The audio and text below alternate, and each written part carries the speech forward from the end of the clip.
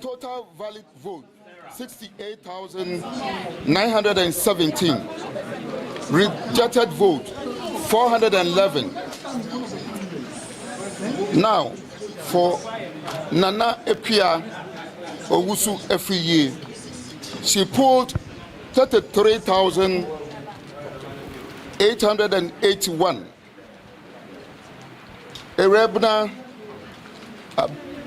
Obin pulled 34,090.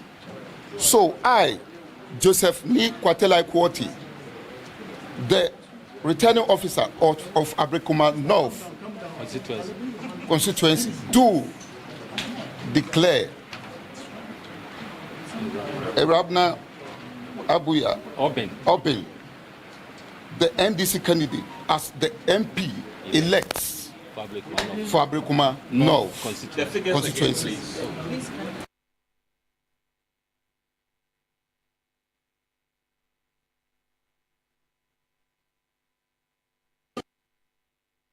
411. Total valid vote 68,917. Rejected vote 411. Now, for Nana Epia Owusu Efiye, she pulled 33,881. Erebna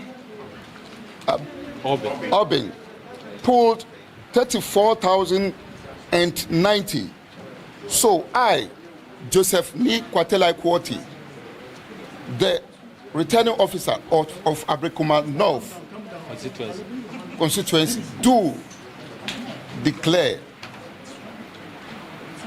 Erabna Abuya Obin, the NDC candidate, as the MP elects for Ablekuma North constituency. At long last, the people of Ablekuma North have a member of parliament, right from December 7th to date. As of yesterday, they have just been waiting for who would represent them in this 9th parliament. And after that fiercely contested 19 polling stations yesterday, Erabna Obin of the NDC has emerged victorious in the parliamentary rerun in the Ablekuma North constituency. Reclaimed this seat from in fact, she won this seat from the MPP for the first time. This is the first time that the NDC has won this Ablekuma North constituency seat. It's been a seat held by the NPP since 1996.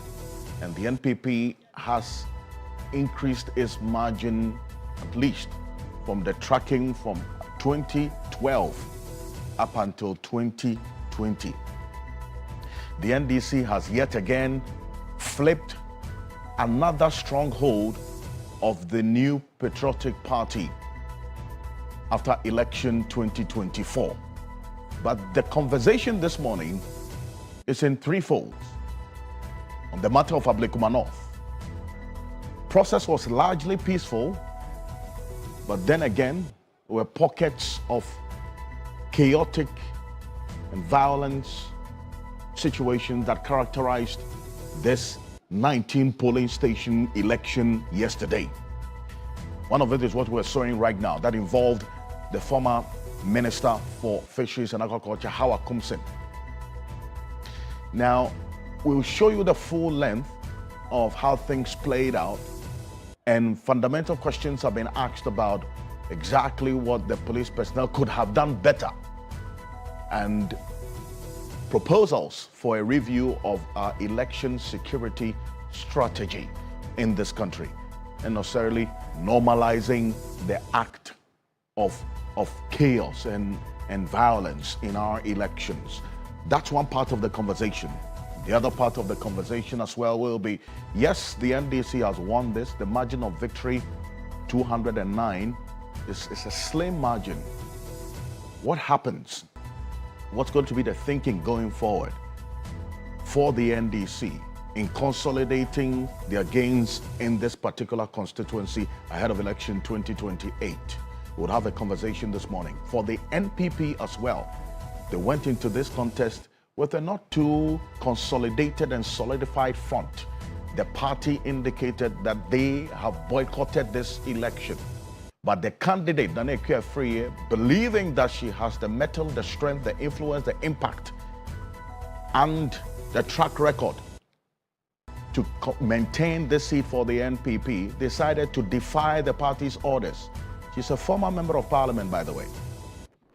Went against the party's orders and contested this election. Who is to blame and who will take culpability, essentially, for the NPP losing this seat by 209 votes? That's the question this morning. What should be the thinking going forward? We'll have a conversation on all these three fronts this morning here on Key Point. On the back of this, here on Key Point, will remain your election command center, and already we've seen the new patriotic party lacing its boots to elect its flag bearer.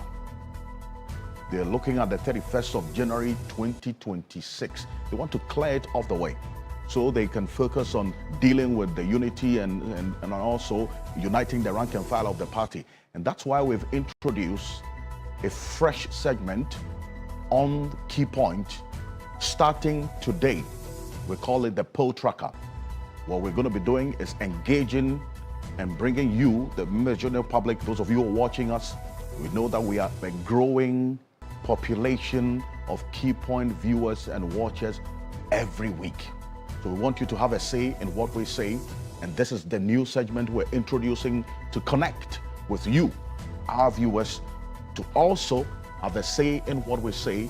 We're echoing your opinions, your views, your concerns, captured in terms of reflections and responses and your sentiments about the major issues in this country, be it political, policy, and then also matters that affect you directly. Today, we're starting poll tracker, looking at the new patriotic party, all these persons who have declared their intentions to contest the party's flag bearership. In fact, this week, something happened, which we're going to get into shortly.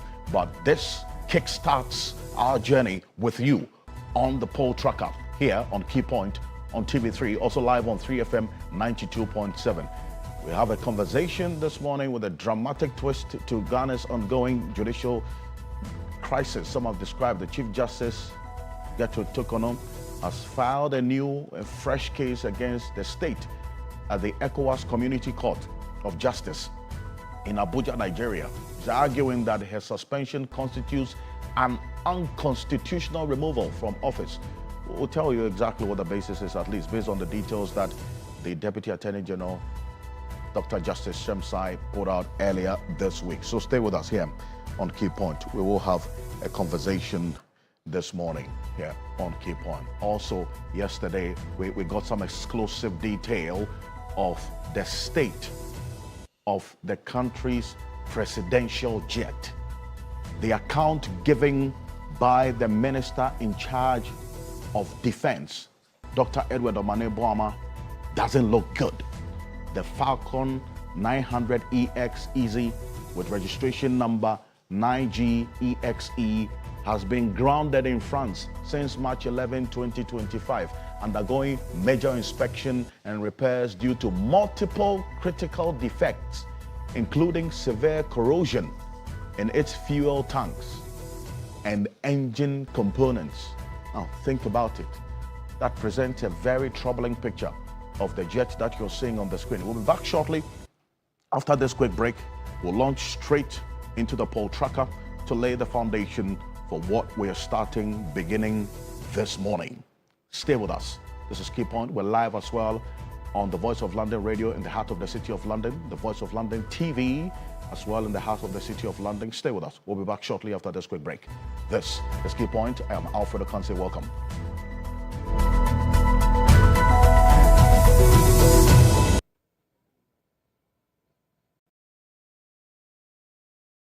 We've got you with an upgrade on us, plus the best entertainment. You're looking 10 over 10 minus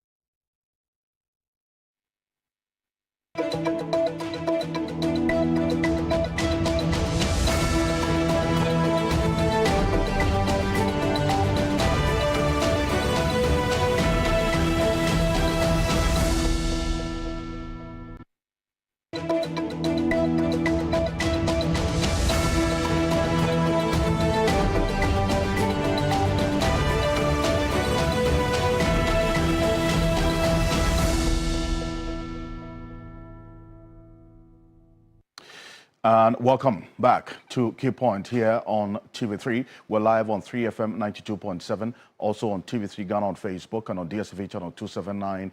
And we're all across the world on 3news.com, also on the Voice of London radio in the heart of the City of London and the Voice of London television. As I indicated to you, we're starting a journey this morning with you. And this is what we call the poll tracker. As you just saw, it's this fresh new segment here on the Key Point, and it's going to be a data-driven segment that interfaces with you, our viewers. On a weekly basis, we would engage you on issues of national concern, topical matters that connect with you, so you have a say in what we say here on Key Point. This poll tracker segment is going to be driven essentially by conversations that matter to you. This morning, we're starting this journey with the fundamental issue of the leadership of both the NDC and the MPP going into election 2028. It's clear the President, John Dramani Mahama, has less than 3.5 years as President of the Republic of Ghana. The NPP has already given a clear indication of what they intend to do. The date for the election of their flag bearer, they have proposed, the 31st of January 2026, the earliest the party has done to clear the way for them to deal with other matters that will come up after the election of the flag bearer. There's been some disagreements with that particular position. By end of week, we got to know, as of yesterday, that the party is putting measures in place to go to Congress by the end of the month to solidify this decision and the proposals that the National Executive Committee made some 7 weeks ago. This week, the chair of the committee that is planning this Delegates Congress, that's the Honorable Joe Osei-Wusu, indicated plans are far advanced to go ahead with the Congress. For the National Democratic Congress, NDC, nobody, in fact, they haven't started any indication of a conversation of who's going to lead the party after John Dramani Mahama. But we put up a few names just to gauge you, the public, your reaction to these names and how they resonate with you. Beyond just the NDC, these persons are going to contest elections as flag bearers, seeking your vote. So this is it. Follow me closely. This social media-based tracker, and we did not go out, the structure and the survey sample size was primarily social media. So if you pay some attention to our Facebook, Twitter handles, TV3 Ghana, you would have seen this poll that we put out and a number of you who were responding to this. And how also a number of you just responded to the question that we put out there. And then also with the combination of the global info analytics, that's Musa Danquest's work as well, that intertwined the kind of reaction that we also got from you and giving us a clear picture of how things are playing out. This is it. The sample size, 10,493. 10,493. And this was between a period of 7 days. Now, the confidence level is 99%. And then this margin of error of plus or minus 1.23%. That you would have statisticians tell you that it is a very safe margin of error. Now, if you look at the gender breakdown, we had almost the same number of male respondents as the female respondents as well. For the New Patriotic Party, the total respondents for the persons we put up as who is going to lead the party, 56% of them responded much in favor of Dr. Mahmoud Obamia. For the NDC, when we threw up a few names, and we'll show you shortly, it gives us a certain idea of how the trend is going. We start off from the New Patriotic Party for good reason, because it's clear. For them, a number of persons who have put out their intentions to contest the flag bearership of the New Patriotic Party, there was one name that Musa Dankwa added, that is Patrick Yabuama, who we've seen and heard a number of times make comments about the structure of the party and what has to be done in his view before we think about electing a flag bearer. He's a member of parliament for the Kwakwe Central constituency. But for the respondents, over 10,400 of them, 56% of the respondents for the New Patriotic Party names, what Musa Dankwa put out, expressed their support for Dr. Mahmoud Bawumia. In fact, he drilled down this data.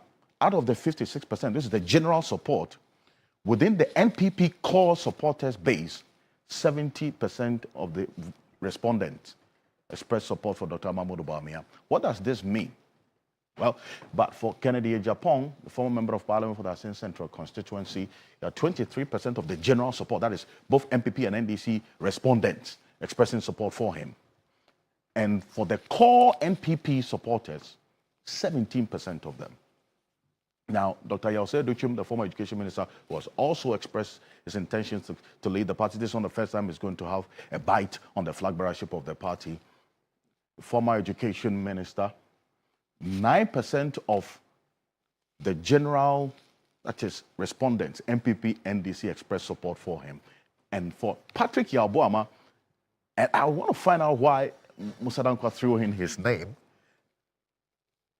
MP for Kwakwe Central constituency, 4%. Mr. Dankwa is the director of the Global Info Analytics. He's joining us in the studio right now. Mr. Dankwa, good morning. Thank you for joining us. Good morning. Why did you throw in Patrick Boama's name? As posters, we get informants calling us. Informants? Yes. People do call it, oh, are you aware this person may want to contest?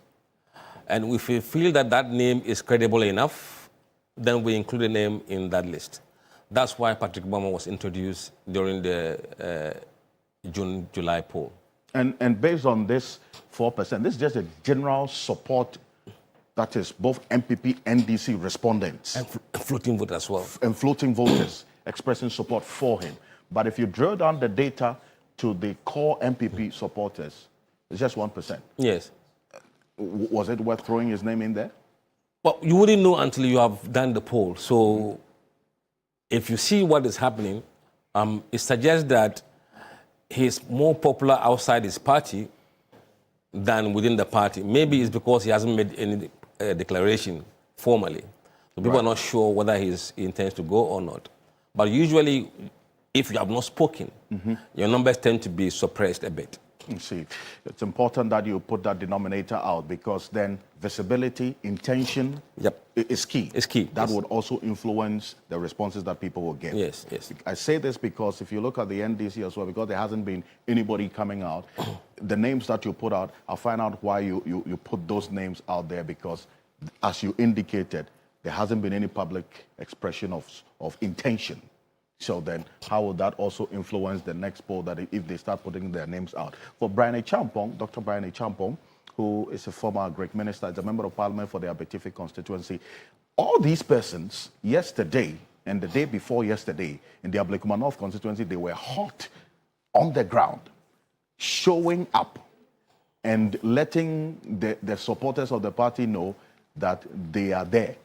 A number of them give monetary support, if not all of them, at least for Patrick Yabuama. We didn't hear that he gave any money.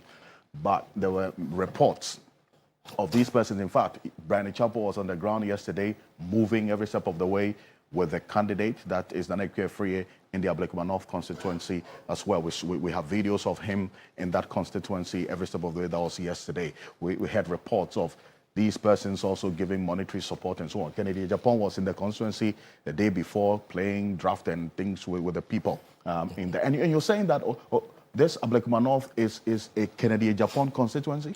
Yeah. Why do you say that? This particular poll that we conducted, if you zoom to the data from Ablekuma North and what their views were, in Ablekuma North, among what we call the people who are mentioning names of people they want to vote for, Kennedy Japan is on 78%.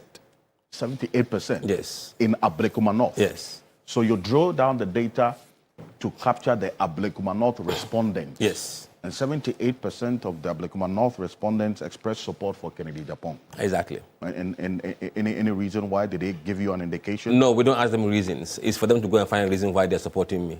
Great point. Now, that leads us to the NDC, and I'm going to wrap up this as we go on quickly. As you indicated, the respondents are influenced by the intention and the public expressions of the persons who want to contest the flag bearership.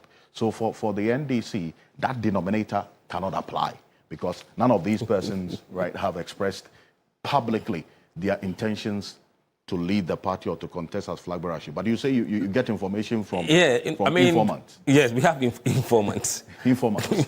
And also our general understanding of the NDC leadership. We tend to put certain people in there because we believe that they are the kind of leading faces of the party.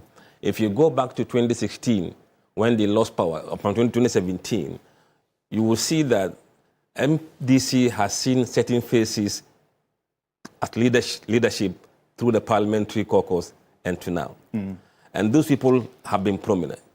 And I believe that whether they say it publicly or not, we believe some of those people may throw their hats in the ring. And there are others who are established as party leaders who feel that, it's time for them to lead. Right. Their names are there. And there are those two that in the past they've shown interest, so we decided to put them back in just to see how strong or weak they are. So all the names are there, with the exception of one or two people. One or two people? Yeah. Which you're going to reserve? Yes, we're going to reserve. For the next one. Yes. But look at the names. And you start off with the Tamale South Member of Parliament, Education Minister, former leader of the NDC caucus in Parliament. We're talking about the Honorable Haruna Idrisu. His name has been strong in there over the period. You have 27% of both MPP, NDC, and floating voters respondents expressing support for him. But if you drill down the data to the NDC core supporters who formed part of your respondents' base, 35% of them. Now, that leads us to Johnson Esiedun Ketia, who is the national chairman of the party now. Look at that. Just a 1 percentage point difference between them, at least, for the time being. And these two, at least their names have come up strongly, including Julius Deborah as well, is the chief of staff, right? And for the many who are hearing and throwing his name in, I'm talking about Julius Deborah, you drill down the data to the NDC support base, and 15%. But then again, if you look at the general support of MPP, NDC floating voters, that's 11%. What does that say? Because it's a very interesting dynamic. In fact, if you look at the margin of error when you begin to drill down questions in a survey, you may realize that the gap between his national appeal and NDC base is not different. Just few percentage point difference. It's the same for the top two. In fact, the difference between the top two within their base is almost the same. So it tells you that we're going to have a very keenly contested if they declare their intention for the NDC. I think the NDC one will be much more interesting initially, but I think in the end it will settle down quietly. It will settle down quietly. Yes. It's interesting because then, how the transition and the nature of the transition would play a key role. Absolutely. In whether or not the party will retain power in 2028. That's a key component, is it not? Look, I don't want to sit here and become a soothsayer into 2028, but at the moment, looking at the permutations and the scenario we are looking at, we don't see NDC losing 2028. You don't see NDC losing 2028? That I can say that today. At this initial... Yeah, yes. Because what? The goodwill sentiments are still there? We've done a bit of work. I mean, we will keep measuring that data as we go along. But if what we are seeing is what we're going to see down the line, it will be very tough for MPP in 2028. I see. But then that leads us to the next person, because we're laying a very solid foundation for this journey of the poll tracker. And just to give you an idea of how things are going to play out in the weeks ahead of us, it's not too early to start these conversations, because look, 3.5 years is too short when it comes to politics. It's going to pass through very quickly, and we'll find ourselves talking about another election already. If what happened yesterday is anything to go by, it's just to let you know that the political temperature hasn't died down at all. And it's not going to die down anytime soon. We have Akotia ahead of us as well, and a few other things that would happen. I mean, the MPP going to Congress, they'll have the flag bearership, the NDC will do so. So the political architecture, the atmosphere is still going to be there as we go into 2028. Dr. Kasiela Tofosin, Finance Minister, is a member of Parliament. What led to this? When I saw this, and then also, even for what we put out on social media, he got a relatively appreciable support as well. But for you, you got a general support of both MPP, NDC, floating voters, 22%.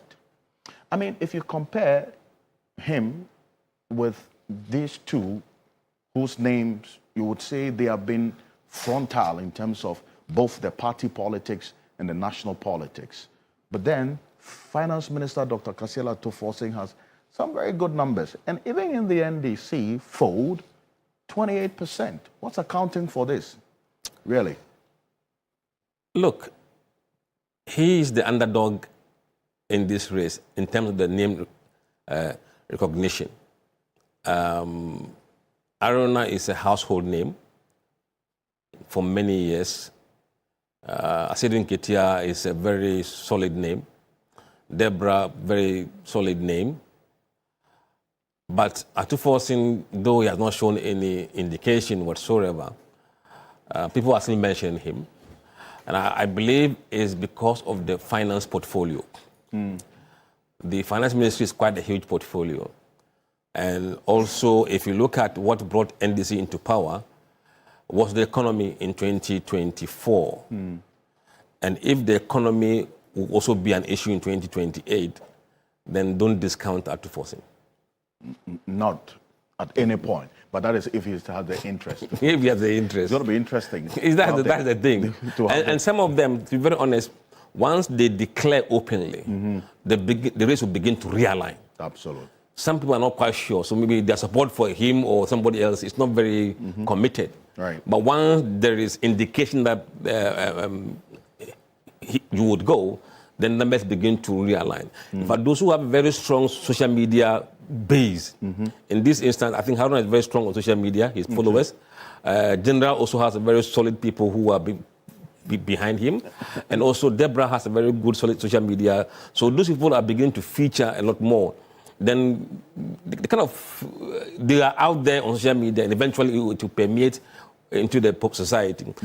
But Atufosin, you don't know, you don't see much promotion. Well, but he also, if he posts anything on his social media, it's about the finance ministry and what has been done. But you also talk about Haruna Drisu and then Joseph Sedu. They've been very active on social media. When they have meetings and they have engagements, they're putting it there, and that's getting some reaction as well. You can see that for Julius Deborah as well. He was slow in getting into the social media engagement, but now he's picking up. He's picking up strongly as well in there. That also accounts for that appreciable showing.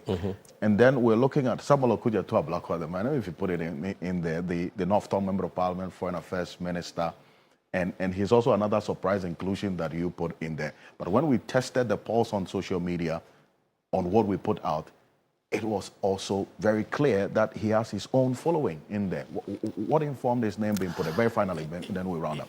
You know, before we put some names out there, sometimes you run other polls, which is kind of unprompted recall. When people tell you, people they would have loved to lead NDC. And the names that feature regularly, we tend to give those names priority. But those are not prompted. People willingly telling that, oh, I prefer this guy, I prefer that person. I think his work that he did in the oral may have put him on a certain pedestal in terms of his perception among the general voters. And that's why you see him featuring strongly as well. Good stuff. And Mr. Danko, appreciate you for this. And also given that basis for how things are going to play out. And if you're just joining us, this is a new addition to your favorite, most watched television program on a Saturday morning. That's the key point. You have a say in what we say here on the key point. And let me just remind you that this is going to be a weekly feature. Every week we will come to you. So look out for our social media handles, TV3 Ghana on Facebook and on X. We're going to put out questions that you would have to respond to, and then a tracker as well, and also a poll that you would have to contribute to. The outcome of it will be a basis for discussion for the first 15 minutes of the program as we start from 7:15 to 7:30. So we'll spend some time today to lay a solid foundation for the takeoff of the poll tracker here on the key point. This is it.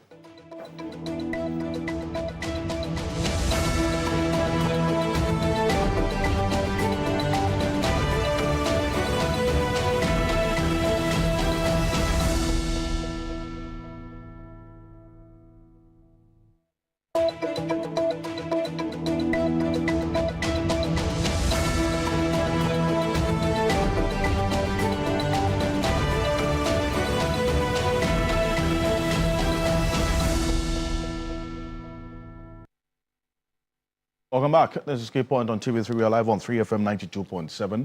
Also on TV3 Ghana on Facebook, on the Voice of London Radio in the heart of the city of London, and the Voice of London Television as well.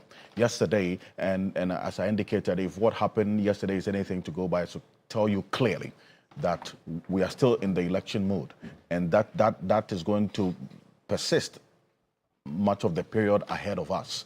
So this conversation and how we started, it's a very, very important denominator into getting into the matters of election-related issues ahead of election 2028.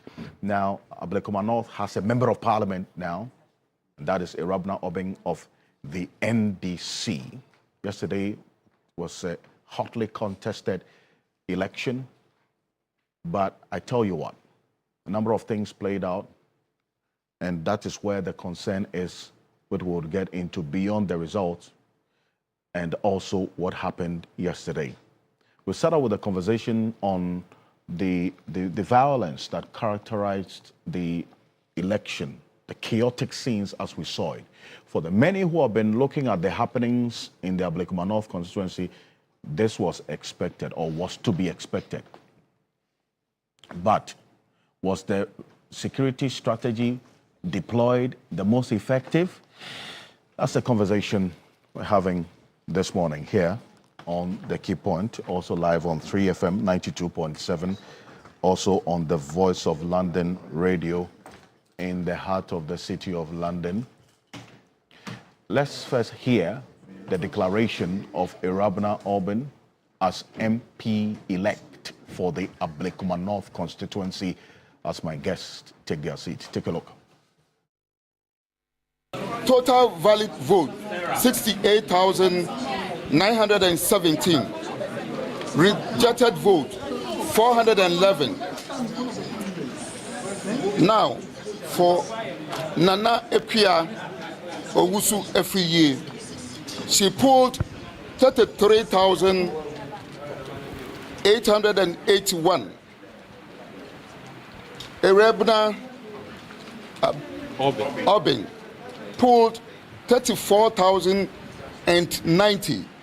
So I, Joseph Ni Kwatelai Kwoti, the returning officer of Ablekuma North constituency, do declare Irabna Obeng, the NDC candidate, as the MP elects for Ablekuma North constituency. Finally, I'm saying, I said that the man I mean the kind. Ona Omadi na fine. Namada Ablekuma North for so as say Omunya Gidi wo me mo na ekwa na ye ko omugina mechi Mada party mpanimfoɔ now so ase. Madam Mame, Madam Valerie Sawyer ase. The party mpanimfoɔ, regional executives, national executives, lawyer for Obi Amikasa mi bubodi ya. Ebi amebobi mejebi. The police, the media. I think the media did a great job during the recollation. Mona modi niema bebre etu bear because maybe our voices will not be heard and then the wrongs will not be exposed. I am so excited about the work the media did during that period. In Ablekuma North. Well, that's a wrap now about them. Now, joining me in the studio is, as you have seen already, Musa Dankwa, Executive Director of Global Info Analytics. Also, we have Dr. Ishmael Norman. He is the founder and president of the Institute for Security, Disaster and Emergency Studies. He's a lecturer at the Ghana Armed Forces Command and Staff College. Dr. Ishmael Norman, good morning. Welcome. Good morning. Thank you so much. I'm well, thank you. It's good to have you this morning. Also joining us is a professor of political science. That's first, before anything else, as he reminds me every day. He is the chief executive officer of the Ghana Shippers Authority and also a man you would see on a bi-weekly basis here on Key Point. Professor Ransford Jampo. Good morning. Welcome. Morning.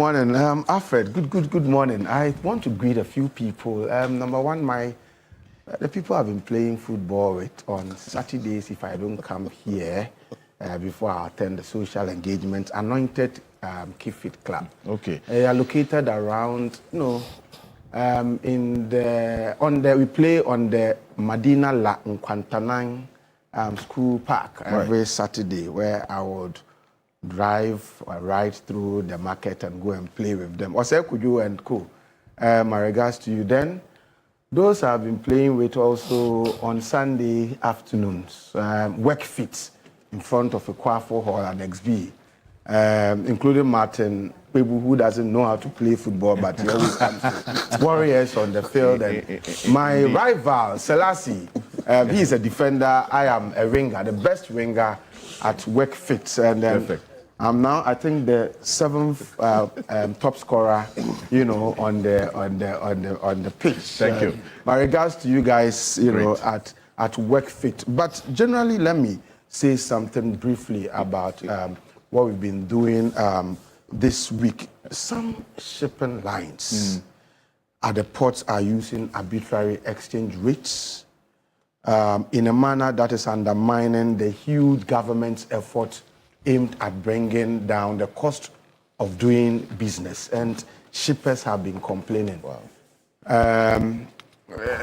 Look, about less than 2 months ago, I had to pay a cedi equivalent of $500 for something, and I was paying close to 10,000 cedis.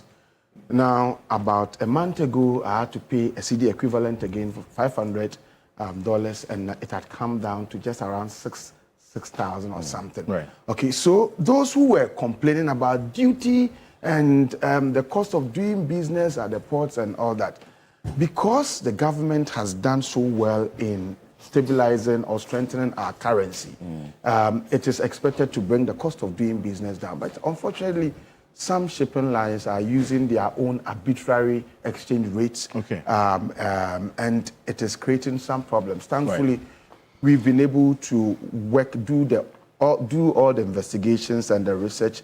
We've given our findings to the Bank of Ghana, and hopefully this week we would all meet and then find some solution to the problem. It is important that we support the government to bring the cost of doing business down. And shipping lines, when I speak about you, then some of you are saying I'm being too hard. But please, we know you came to Ghana to do business, and we are not going to be undermining your interest. Right. But at the same time, you should also agree that Ghana belongs to Ghanaians, and the interest of Ghanaian shippers must also be protected forcefully. And so it is not going to happen, never going to happen, that you would want us to prioritize your interest over the interest of Ghanaians. I think that's too much. to ask. And then also let me make the point that we have to try, when in Rome you do as the Romans do. Ghana is a sovereign nation, we have our laws. You must work within our laws, and we'll do all we can to ensure that you are adequately regulated to comply with our laws, as a sovereign country. With this, thank you very much. And I do appreciate it. Congratulations to our colleague, my good friend Musa Dankwa. When you started your polling, people were calling you Lotto forecaster. But now it is clear, decidedly clear, that in Ghana now, when we are talking about pollsters, you are the first. And I thank you very much, Professor Jampo. But your initial words are important. In fact, this week the president had cause to raise the same concerns as you have re-echoed this morning. So, yes, unless, of course, if you want to talk about anything Shippers Authority the next time, you just have to pay for it. But and also, Martin Kwebo is private legal practitioner. He is the leader of the Precorillo Database Station. Good morning. Good morning, Mr. Ocansey. I know what you want to say. What is my benefit? My benefit of contributing to this program. Bicycle one for so one free. And one. Lawyer, please. I appreciate your time. Thank you so much for joining us. Quick. My rituals. Yes. So once again, we repeat the call for peace in Nkwanta, right?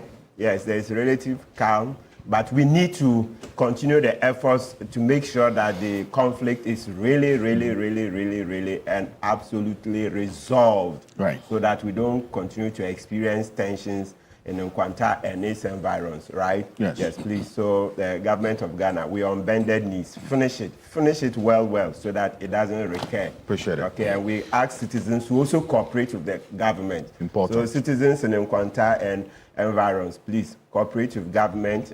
Let peace prevail. Indeed. Thank you. Then number 2, the reset agenda is on. Yesterday, at the Ghana Police Service, the headquarters, some senior officers who were denied promotions, etc., under Dampari's regime were restored. Number 1, ACP Dr. Benjamin Agojo. Yes, he's been promoted to DCOP. Agojo was called, then under the law, nothing prevents him from going back to work, while the court case was on. But he was not allowed to go back. We went to court to challenge it. Unfortunately, the judge said, even though there is no grounds, she would not grant, right? So Agojo was kept out of work.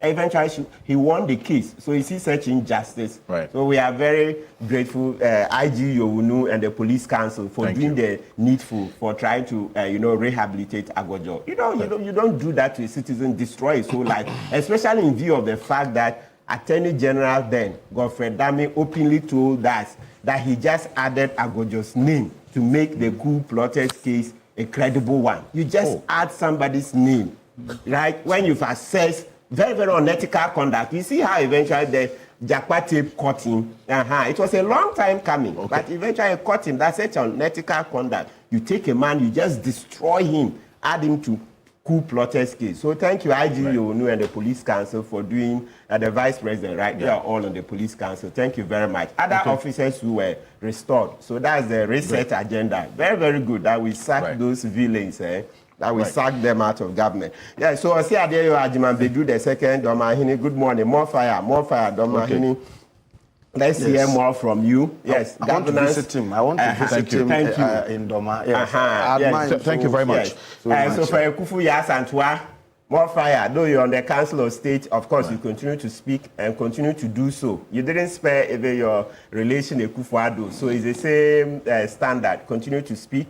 Right? And then Kentucky Teko Churu the second. The man asking for justice in the Sicily Adapa matter. Yes, we'll have to get justice. So Raymond Acha, thank you. Good morning. You've taken over the file from OSP. Let's see how the Sicily Adapa case pans out. Yes. Big up to Raymond. Big up.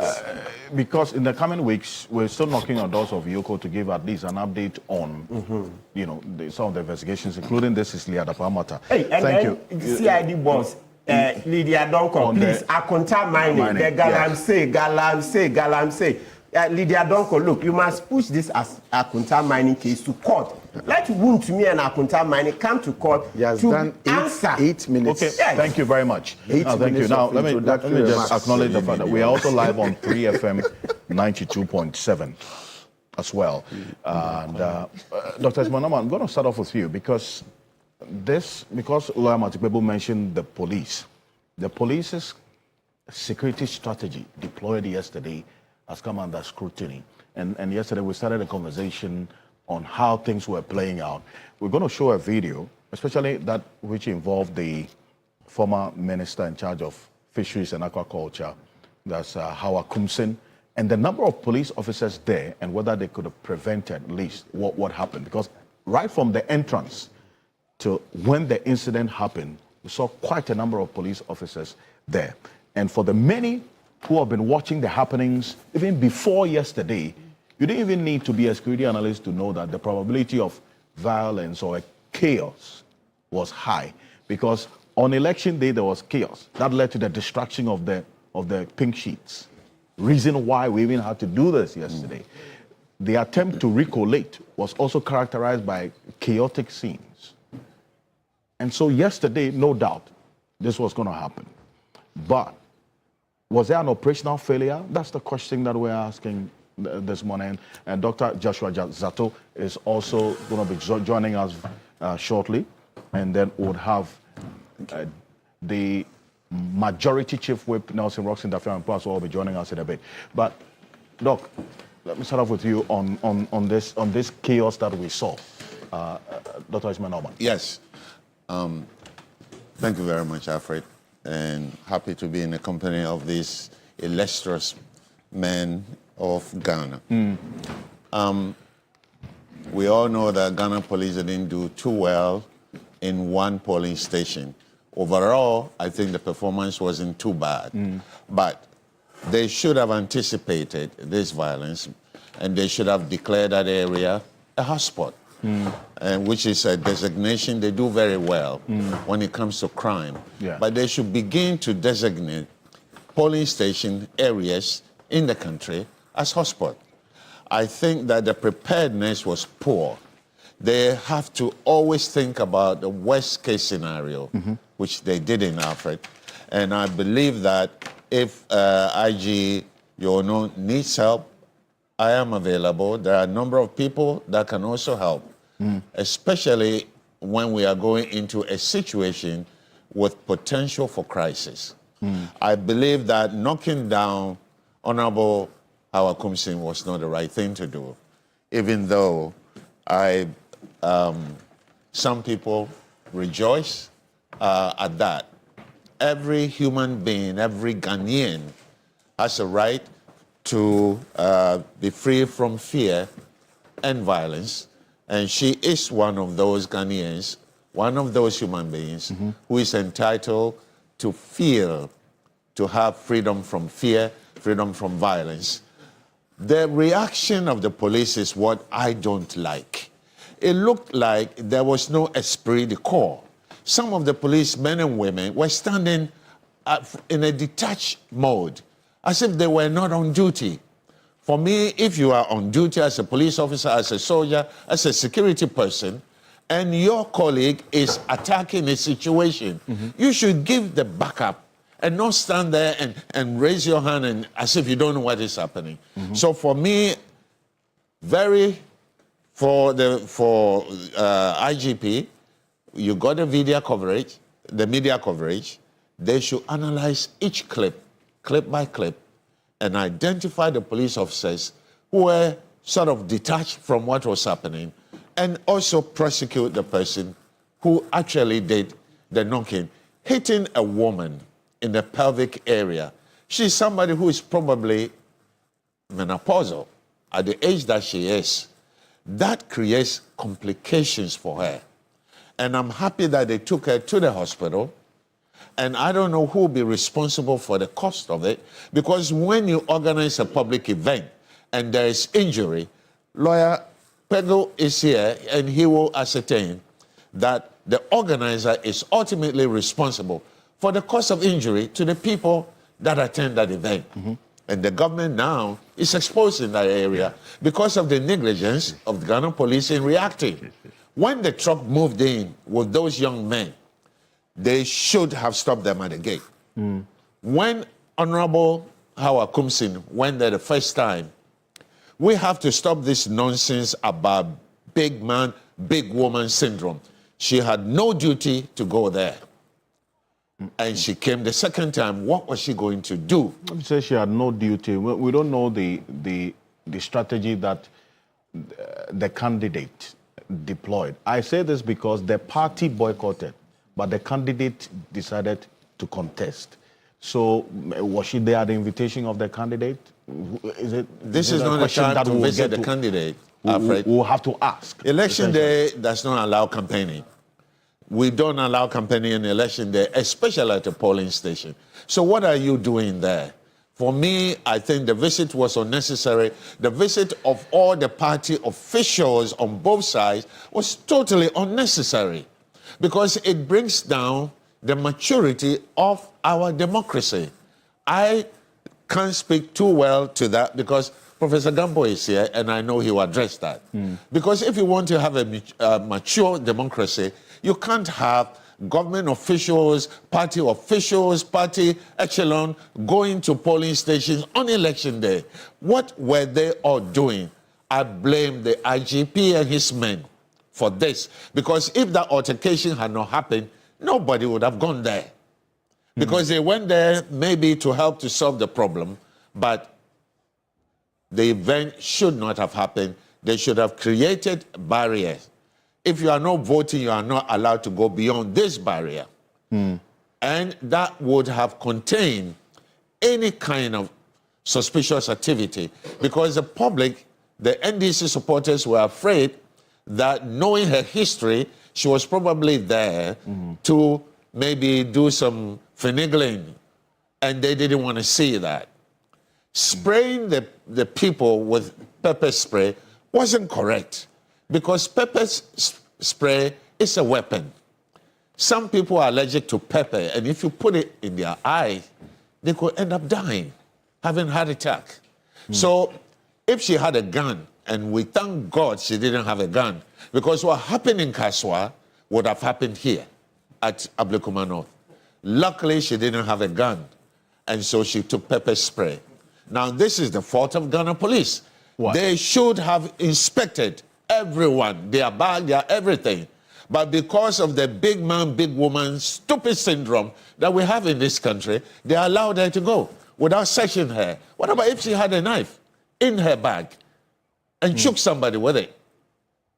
We have to go beyond that big man, big woman syndrome and treat everybody as equal before the law and before the people so that we don't allow excesses like this to happen to our democracy. If you look at this video, and let's put the video on the screen. Let's go back. Let's rewind this video. It gives us an idea. Right from the entrance, look at that. And the people just forced their way in with the number of policemen at the entrance. What? Yes, and even while she was standing, that's how Ocansey in the white and the jeans, she had a policeman near her talking to her. So it comes back to the point you were making about the search and everything. So that's where you see her hand up spraying that substance, which was now reported to be pepper spray. Yes. And that got to this reaction. How do you treat a former member of parliament like that? It's not correct at all. Let us, whether they are in parliament or out of parliament, give them the respect they deserve.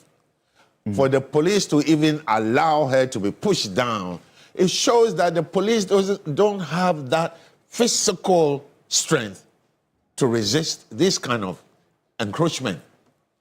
How many young men were there? And you could say that the young men seem to have control of the situation. I respect and I admire IG Yohano very much. And earlier yesterday in the morning, I had praised him for the work he was doing. And I believe that they didn't think of worst case scenario. In every situation, even when you go to a party, a wedding, think about a worst case scenario. even in church, even in the mosque, because harm can come to you at the moment you think you're having the best time. So for me, going forward, they have to do better work, better homework, and the intelligence doesn't seem to be working. All of them, there should have been plainclothes policemen and women so that the public would not identify them so quickly. And that will enhance their strength and their intelligence gathering at places like that. These are basic security safety measures they didn't take. You know, action begets a reaction. And because with the spree and then the reaction we're just seeing, all of that you say could have been prevented if the police was proactive and got the security strategy right, at least at this polling station, based on what we are saying now, correct? Yes, going forward at every polling station, whether you're a man, you're a queen mother, no handbag should be allowed to be taken there.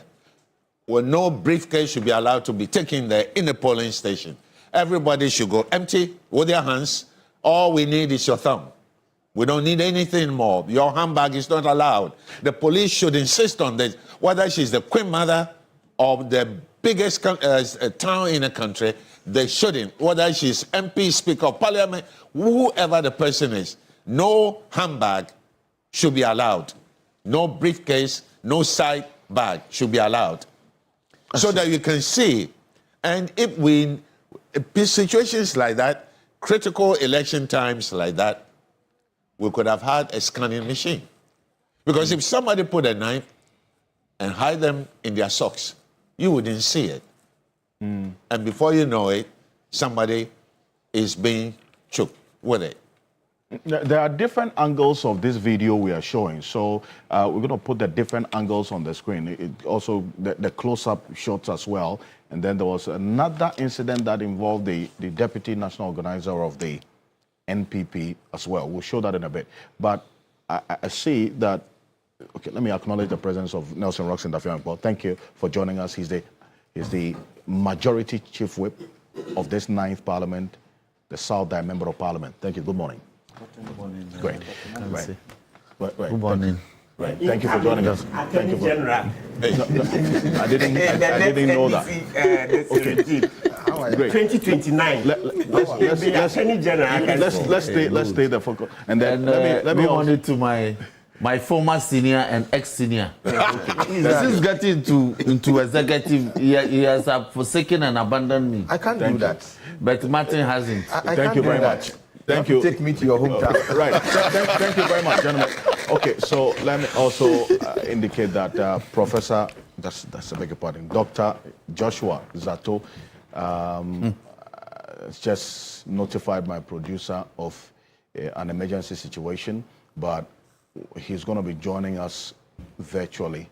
Okay. And then also we'll have another security analyst joining us, because the security conversation is a big one. I acknowledge that Dr. Ishmael Norman is going to have to leave us at some point, but it's a very, very important issue that you have just raised. Analyzing the video from the security expert's perspective. Now, this is where I bring in Professor Jampo, because a number of things that he was saying, and just a brief one, because I have to come back to him. That issue about the police's conduct, and then also the big man syndrome that he puts it, because in the end, there was an action that begot that reaction. And that's why in analyzing the video right from yesterday, I kept indicating that much of the video that's gone viral captured the reaction of the crowd against Howard Kumsin, but not much about what exactly happened. So what we did is to now circle the exact act. So take a look closely at where the red, let's rewind it a bit. Let's go back a bit. Now, closely at the red circle. The red circles, the first one circles the act of the spray, and then the second one circles the man who flew in the sky. Look at that. Spray. Yeah.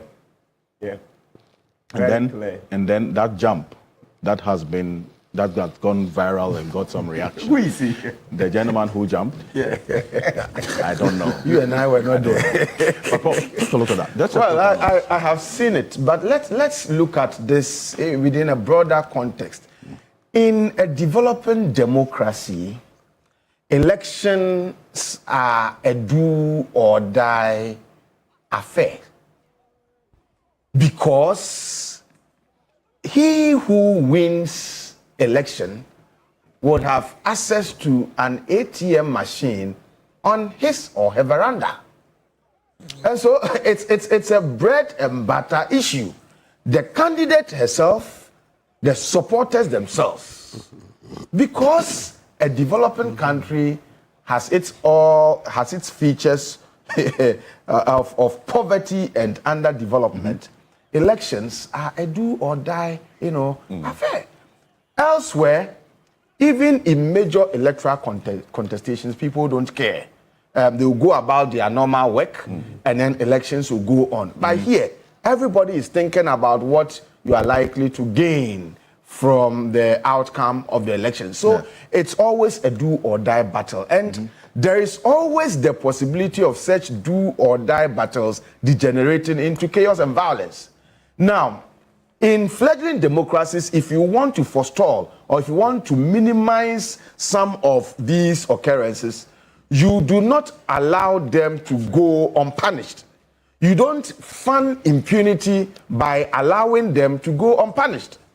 Now, there's been several in the lead up to during the 2016 16 election, certain things happened. From between 2016 and 2020, there were some by-elections that were saddled with some violence. 2020, violence took place, and even led to the death of people. To the death of And then in 2024 elections, you had some pockets of violence. Now, you would expect that the authorities would act proactively and decisively to ensure that there is no impunity. Okay? Once you don't do this, then people in subsequent elections aggressively are placed on a defensive mood and they want to strike. Don't forget that this is the first post-major election incident that is coming after, if you like, the Ayawaso West Wagon, incident. And so people who went to the venue, most of them, this is the time that their party has also come to power. Most of them aggressively, they were on the defensive and they assigned themselves.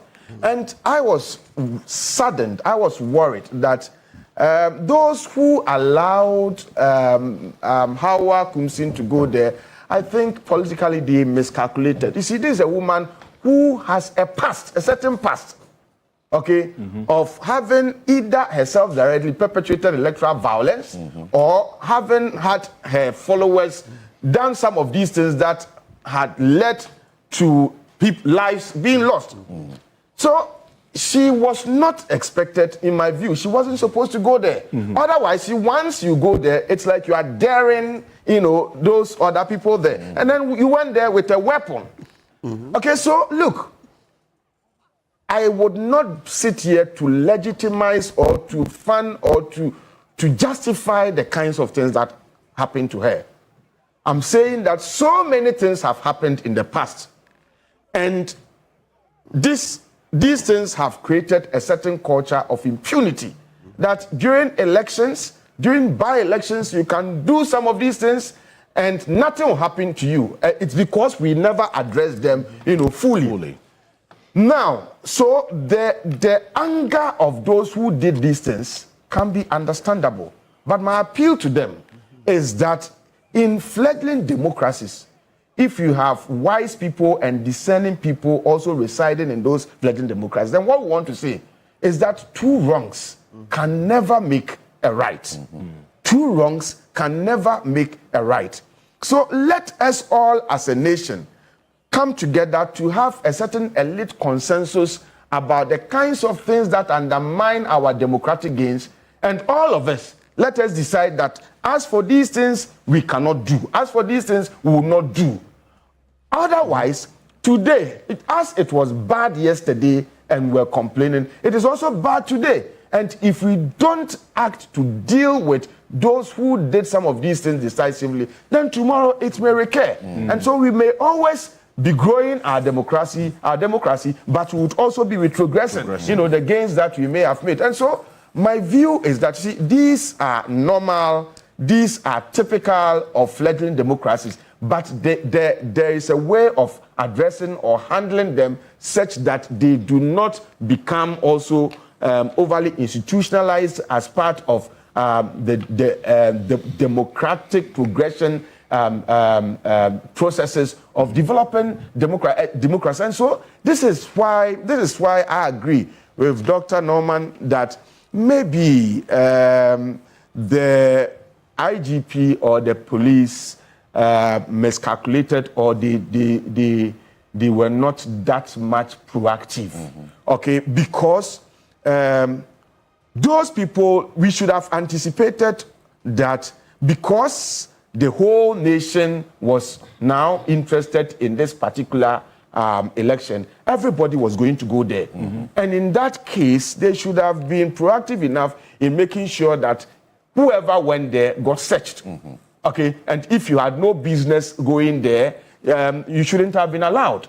And I think that they took this for granted, and that's how come we have something like this happening. Yohunu is also a nice, proactive police officer. I think that he's learned his lesson. So, later, he went to some of the venues himself. Including this particular one. Yes, he went there himself. But then the harm had already happened. And so the point you make is that regardless of the action as so captured by what we're seeing on the screen by Howard Kumsing, that reaction we saw cannot be justified under any way, shape, or form. No, so I'm saying that yes, regardless of whatever she did. But you see, we cannot also downplay. Oftentimes, if you are seeking to resolve a problem, you must also look at the factors that brought about the problems. We tend to address symptoms of the problems without looking at the factors. Do you think that she went there, if she had gone there without a weapon, and if she had gone there to walk about peacefully, okay, greeting people and just observing things, other party people went there and they were not attacked, okay? But you have a certain past, okay, of having visited mayhem on people, leading to the death of human beings. And then you go there and you will not walk calmly, and then you are seen to be doing things that look like you are daring them, then people who already also have issues with you would want to strike. And so that's what I'm saying, that we are not rationalizing or justifying whatever happened. But the point is that let us also caution our top political officials that when there is tension, okay, and you walk in there as a statesman or a stateswoman, your demeanor and attitude should not be the one that dares people to want to react, against you. But you should behave like a state. I believe that if she had conducted herself or comported herself in a manner typical of how her other peers or colleagues conducted themselves, I think this thing would not have happened. I mean, holding, saying that, look, I'm daring you, if you like, come and wielding and spraying the pepper. It quickly reminded people about the fact that at one point in time you picked up guns and then you shot. And so you think that they are also not human beings, they will come after you. But I'm saying that regardless, two wrongs cannot make a right. Dear NDC people and dear Ghanaians, it is important that we all appreciate some of these things. There are certain things, if we do, we relapse our democratic gains. I know people are very angry. People are angry that, to date, you heard Hannah Bisu saying that the woman led other people to go and beat her. Okay, everybody is angry. Okay, but the point is that... And now for your arrest. You see, people are angry. But the point is that we cannot take the laws into our own hands because we are angry. Otherwise, we'll be perpetuating this bad cycle and it will not help our democracy. And so let us use the opportunity that we have to right what was wrong yesterday and move on as a nation. And NDC, congratulations to them for this victory. Now they have 2/3 majority to They've be always able to. They have a full 2/3 majority now to be able to reset well. It's left with Akwitia on humanitarian grounds and in showing sympathy to the dead. I would advise that. If I'm not wrong, if Dafia Mapo would agree with me, we appeal to General Mosquito and Co. that as for Akwitia, Mfanchom. Okay, so well, you don't decimate. You see, I mean, don't decimate the opposition party so much to the point that now you are now on social media. I think they have a term, neck pressing. You are pressing the neck of the opposition too much. Well, talk to Asiedu Nketia that if it will not hurt. in helping to mourn the dead. As for Akwitia, but if you want to contest it too, I mean, it will be the decision of the party. But I think that the party now has the numbers to be able to reset, and I want to urge them, especially in Parliament, to use the numbers to help, do things well. Okay, I mean, I look at the kinds of things that President Mahama's achievement the past 6 months, and the political party wanted to contest him in an election like this. I mean, when I heard Justin Kodia and Co saying that they are not going to show up. That's the next side of. When they said they were not going to show up, I said that, well, I mean, maybe people would not understand them, but they were being strategic because there was no way they were going to win because of the performance of the government. Okay, you stay on that. I'm going to come to you because that's the second part of the conversation. Dr. Ishmael Naman will have to leave at some point, so that's why I want to come back to him, okay, and Mr. Danko as well. Doc, yes. that point about what has happened in the past, which has not been dealt with fully, which is also now influencing a certain psyche. And you have mentioned it a couple of years ago when we spoke about violence, that there is a certain psychological reform in the minds of people that if a wrong is done and it is not punished, it is perceived to be right. Yes. So then people would rationalize criminality or this chaos as we have seen in elections, and then it's going to keep happening. Because in 2020, people have died, nobody has been held accountable. In 2024, people died. As we speak, we don't have the details of the investigation into that. The president, one of his first directives after assuming office on January 7 was a directive to the former IGP, Dr. George Ekufu-Dampare, to investigate the deaths in the 2020-2024 elections. He didn't get that report until the IGP was changed. In fact, a little over a week ago, he reiterated the same directive to the new IGP to investigate the deaths in 2020 and 2024. To give compensation. And give some, yes. How is this phenomenon of unresolved, unpunished, unaccounted for violence, chaos, and deaths influencing what we're seeing now? I believe it has, with all due respect to distinguished members of the panel, if I could talk, I believe that the president made a very wise decision to redirect the current IGP to bring the outcome of that investigation to him as soon as possible. I believe that IG Yono was there as a deputy.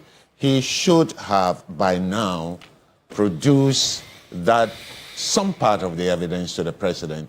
So for them to wait for the president to redirect this again, I believe is not a very good sign of efficient investigation of criminal events by the Ghana police.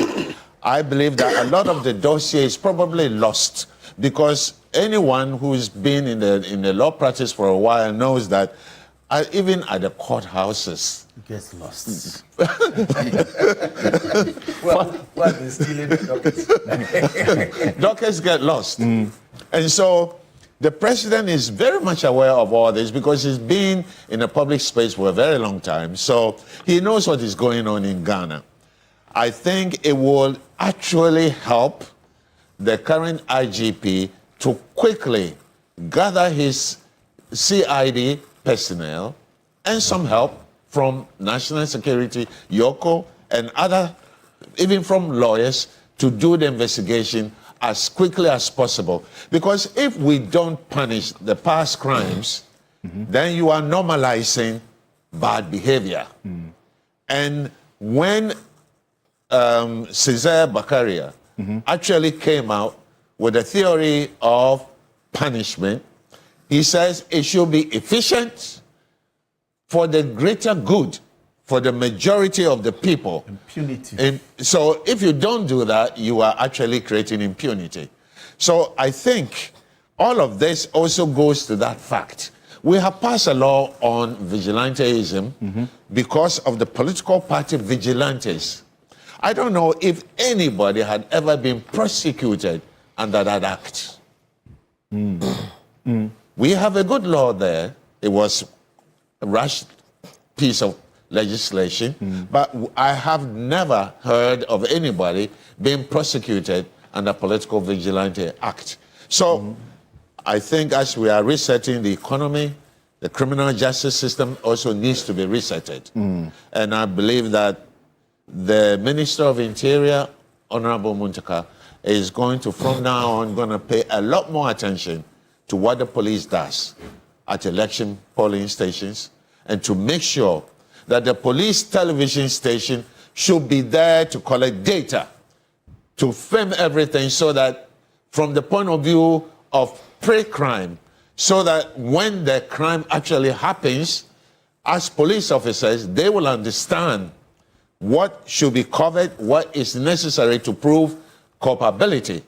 But if you don't do that and you are constantly relying on civilian television stations, when in fact the Ghana police has a TV station, I didn't see the Ghana police TV station being deployed. They don't even show crime stories on their stations. They don't do crime analysis on their station, which is very bad. So I believe that Honorable Muntaka is going to pay a lot of attention not to weaponize the television station, but to make it an existing evidence collecting point, just as yours is, TV3 is, and other stations are. Right. I believe the call by the president is a good call, and IG should quickly produce the evidence, at least within the next 2 weeks. And if you look at the video, there's a video we're going to put on the screen right now. You see Brian Champong at one of the polling stations. I mean, he understands security.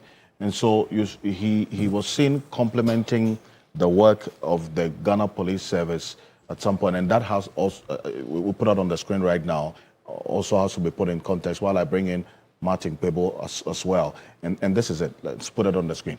This was the outside of the polling station, one of the polling stations. A number of the supporters wanting to get in. In fact, we saw some persons, notable persons who served in the past administration also there. Brian Champong was with Nana Akua-Addo, the candidate, at this same polling station where the incident happened. This was after. And then beckoned the police, spoke to them. But before the incident happened, this riot police were not there. And that comes to the point Dr. Ismail Norman you were making. Yeah. As well. So you see him now, then speaking to some of them to just get back. He didn't go and misconduct himself. No, he didn't. He didn't. So He didn't. it backs on the point. You just conclude on the point for me on this one, and then you leave. So to bring in the riot police when you have actually prepositioned them, even if you don't want them to be seen, put them in a room there and make sure that the moment they suspect something happening, that they go there. I believe we should begin to use cameras at our polling stations. The EC should invest in that, so that CCTV camera will capture everything that's going on there. And the riot police should always be prepositioned at the hotspots, at the election hotspots, just as we do when we see that crime is happening in places. We have undercover police officers also in those places. We should begin to really weaponize the police force in crime fighting. And every human being has a propensity to commit crime at any time. And so if you presume that, oh, Ghanaians are there, the event is happening at a church ground, your presumption is wrong. Next time, this is not going to happen. As Professor Gampo said, he has learned his lesson. The IGP. Right. Thank you very much. People, this is why I bring you in, Counsel. And based on the happenings, and clearly, as has been roundly condemned by everybody on the table, and I saw you nodding as well to some of the issues that were raised as of yesterday. Whatever action that begot their reaction, yes, cannot be justified in any way, shape, or form. But then the root causes of some of these issues also have to be dealt with as we condemn them, because there are elections ahead of us. And if this is not dealt with decisively, the probability of it recurring is very high. How should be the thinking going forward? Quick one. Yeah, so you see, yesterday, I'm not equalizing anything, but I mean, truth also be told. The moment I saw this, then my mind went back to Ayawaso West Wagon. The report is there, gathering dust. Those who were supposed to be paid compensation, not all of them were paid. I remember the last time, even when JM was in opposition, he had to support some of the victims. He visited them. Thank you. Visited them, etc. Attorney General Godfrey Damier and Kufuado, etc., Finance Minister, they didn't do the needful. At least for a long time. The last time that matter was in the news. Double, etc., were to be prosecuted. Nothing happened. So as soon as I saw it, I said, you see? That's the impunity we've been talking about. We beat this report several times here. That, look, do the needful. Do the needful. Do the prosecutions. Government said no. Ekufuado, cheerleader, giving this hoodlum sucker, giving hoodlum sucker. So that is what has come back to haunt us. Because you think the ones who caused this violence, even though this one you can see clearly that it was Howard Kumsin who first sprayed them, you think they would allow themselves to be prosecuted? No. So if we want justice in this matter, please pick up the Ayawaso West Wagon Commission report. Start from that place.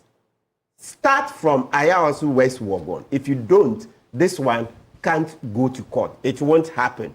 Because then it's like, are some people more citizens than others? Are some people more citizens than others? So if you want justice, please pick up the Ayawaso West Wagon Commission report. Do justice to it. And so you can do the two at the same time, I don't mind. But you can never have an impartial and comprehensive discussion of this matter without going into the Ayawaso West Wagon by-election commission. So report. that it doesn't sound as though you are rationalizing I this. am not, but Good. we have to be very clear. No In matter, dealing with the we are past, tired to of deal with the that present. People would In say that dealing it's with the past, equalization. so I've that we said deal it with the very past clear. and deal with Now the present. Start from that Yes. place. Yes. Start. You start from one to go to two. If you don't deal with that one, you can't deal with this. Whoever doesn't agree and thinks that you can just go and deal with this people and leave that one, then the person is also wrong. I mean, every time we just get, cowed by an argument that people will think you are rationalizing. Sometimes you have to rationalize to get justice. I mean, come on, we get tired of this. So for as long as the Ayawaso West Wagon outcome of that white paper and the recommendations in there have not been executed, you want that revisited alongside what happened yesterday as well? Absolutely. So they should go simultaneously. They are together. That should be the case. Yes, if you don't bring that one up, please forget it. This one will go nowhere. If you don't bring Ayawaso West Wagon Commission report here and do what has to be done in there, this one will go nowhere. I mean, let's not kid ourselves. We can't say because it's TV that we are playing ostrich. I mean, what do you think is going to happen? That's why I say, are some people more citizens than others? We are all citizens. Of course, there are exceptions, but what I'm saying is that the exceptions don't apply in this particular case. Who are the exceptional citizens? I'm not Exceptional citizens. Dr. Ayede and Dr. Sremsai, yes, pick up the after all, crime has no expiry date. Some judges still here, right? We all know the things that happen. Hoodlums were given national security uniform. Azugu and co. After that, they allowed Azugu to go to Nkoko area, and Azugu was terrorizing people in Nkoko. Yeah, there was another case where my clients were to report at the police headquarters, right? Yeah, after I also was West Wogon. You dealt with a case involving Azugu being in charge, and then cases, deaths, Fulani's deaths. The cases at the police headquarters, many Fulani's dead, etc. So please, take that report, let's go into it. Then we deal with the two, pari passu. This one, that one, alongside. But if you don't, please, let's stop this and that. If somebody says, go to Ayasu West Wogon, then it's an argument in equalization. That's not it. It's an argument in justice. That is an argument in accountability. Thankfully, crime has no expiry date. Crime has no expiry date. So those crimes that were committed, we can still continue the investigations and prosecute. After all, the report is clear. It says double and all those people. Please, let's do that, because if we don't, I mean, the various speakers have already made it clear. We are fostering and festering impunity. Right. Yeah, you foster and fester. It just can't happen like that. Where do we take? Because the next time, it may be Prof, it may be me. So we all have an interest in making sure that we hold people who cause violence accountable. Right. Yes, we hold people who cause violence accountable. Otherwise, it will go up. You know, in the 60s, etc., we had these issues. We've always had this electoral violence, and we don't seem ready to want to curb it. Yes, you read our history, you see UP supporters, CPP supporters, and then deaths. Goes to court, and then people are convicted. You come to Ododo, you read. I mean, I've read some of those law reports. You see violence. Yeah, until 2024, we didn't see. Yes, but I'm saying that in the 60s, there were. So we've always had this electoral violence. Some people don't know. It didn't start in 92. No. It didn't start in 92. So it's been there from the 50s onwards, right? Even the throwing of the bombs to kill Kwame Nkrumah, all those things. And we know those who perpetrated those things. They were convicted, right? Etc. So please, it's about time we stopped. So we need bold leadership on that. Right. When the previous government didn't implement the commission report well, people said it at this table that they were sowing the seeds. Yeah, we said it. Yes, we said they were sowing the seeds. Akufo-Addo was sowing the seeds for retaliation. When you talk, then they say, hey, you can't talk without mentioning Akufo-Addo's name. Meanwhile, Article 58 of our Constitution is clear that it's the president who implements the law. Okay. So when a commission report is being issued and you don't do it, yes, your Attorney General, he still works under you. But ultimately, in the Constitution, you see that it says that the president is responsible. That is a part of the, yes, you are the professor, a part of the theory of the philosopher king. Yeah. He's supposed to know everything. So look at Article. Supposed to. Yes. Yeah. Meanwhile, in reality, it's a fight cry. Please, let's read. Yes, let's read Article 58, Clause 2. It says that the executive authority of Ghana. 58-1. I'm doing the 58-2 first, then I'll come to 1. 58-2 says, the executive authority of Ghana shall extend to the execution and maintenance of this Constitution and all laws made under or continued in force by this Constitution. Let's read again. The executive authority of Ghana shall extend to the execution and maintenance of this Constitution and all laws made under or continued in force by this Constitution. Then let's go to 1. Who owns the authority? It says, the executive authority of Ghana shall vest in the president and shall be exercised in accordance with the provisions of this Constitution. 1, let's read it. The executive authority of Ghana shall vest in the president. So that's it. So please, when we mention the president, he chooses the ministers. So ultimate responsibility is on the president. There was a direct question, and I want you to respond to this quickly. So I come to Nelson Rox and Dafia Mepo about what the security strategy should be going forward, especially because of the happenings in the hours of West Wagon 2020, 2024, and then now. Let me acknowledge that Dr. Ishmael Norman has had to leave us. He is going to lecture at the Ghana Armed Forces Command and Staff College, but did us the honors of coming in early today to share his few thoughts with us in the first hour of the program. But as a top security officer in this country who just sent a message that it doesn't matter who is wrong or right, as it stands. We are breeding a group from all sides, whether party A or party B, and that's what Matic Bibu is saying. Did you observe the disregard for authority, police on duty and the attacks on them? There's no respect for authority, and no one should be backed in these actions of citizens and the political elite. Fundamental question is whether there should be a review of our election security strategy. Should the police lead it, or should the military complement? And let's accept the reality of what the military can and cannot do, because we have been consistent in saying that we do not need the military in any election in this country. Yes. But the reality is also that in some cases when they arrive, there is calm. What do we do? Okay. Quick one.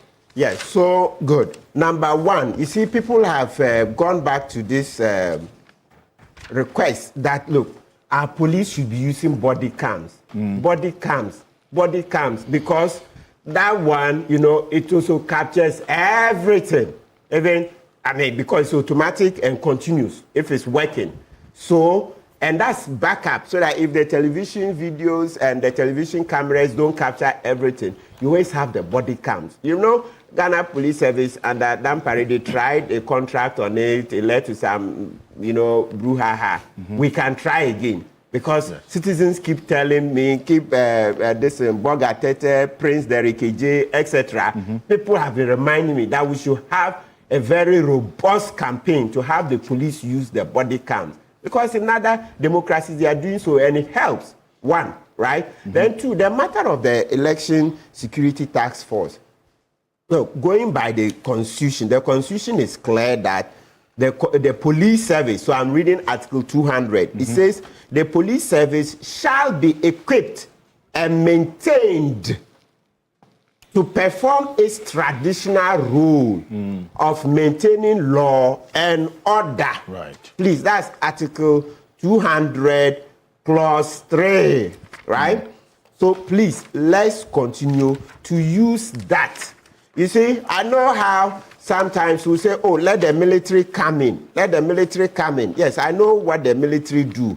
But we also are very clear. The military have told us that they are not trained to maintain law and order. You remember Brigadier Apo, at that time, he was called the Macho Kaka, the Jura killing. When he appeared before the committee, he said they are trained to shoot to kill. At that time, he was a Brigadier General. You can call for the report. Apo was in the University of Ghana with us those days. Yeah. He said they are trained to shoot to kill. Simple. So please, let's stop. Essentially, they are trained to defend Ghana or the nation against external aggression.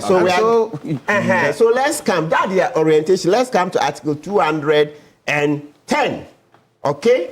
It says that the armed forces shall be equipped and maintained to perform their role of defense of Ghana. You see, so they are defending Ghana, as Prof said, against external aggression. Then they add, as well as such other functions for the development of Ghana, as the president may determine. So we want 48 engineers regiment, the roads, the feeder roads, the other things. Yeah, they are fine engineers, etc. But as for law and order, please, let's continue to maintain our police. Let's equip them. It says equip them. The Constitution didn't say police should just maintain law. It says shall be equipped. So if you don't equip police for law enforcement duties, they will not be able to perform well. But, they will not be able to perform well. Let me help him. I mean, so, but Martin, I don't think that this particular incident was a matter of not equipping the police. I think that they did not do their calculations well. So that's the plan. They didn't do their calculations well. Because they should have known that everybody, and if really Akwetia is going to be contested, this should be a lesson to them. Because the whole nation, if my appeal that the NDC considers the MPP and to give the seat to them, if this is not heeded and it is really going to be a contest, then the whole nation is going to be drifting towards Akwetia. And in that case, the police will have to be proactive to ensure that only those who are supposed to be there will go to certain inner perimeters of where the elections or the voting is taking place. So I think this one, they just failed to plan. Maybe they felt that it was just about 19 polling stations. But that's wrong. And that, bad planning. You see, let's go to there's a Jachi Kwesi's constituency. No. North. You see, people say, Okudra, no way in America. Dampare, I've bashed Dampare and bashed him, right? But when it comes to Asin Central by-election, he did the yeoman's job. So, I mean, we expected that at least the police would have looked at Ablekuma North as well. So, this one, I think, go back to the drawing table. We are lucky. So far, nobody died, but it's a blemish. I think we can do better. At least we all know how Dampare handled Asin North. Even the general elections. Yes.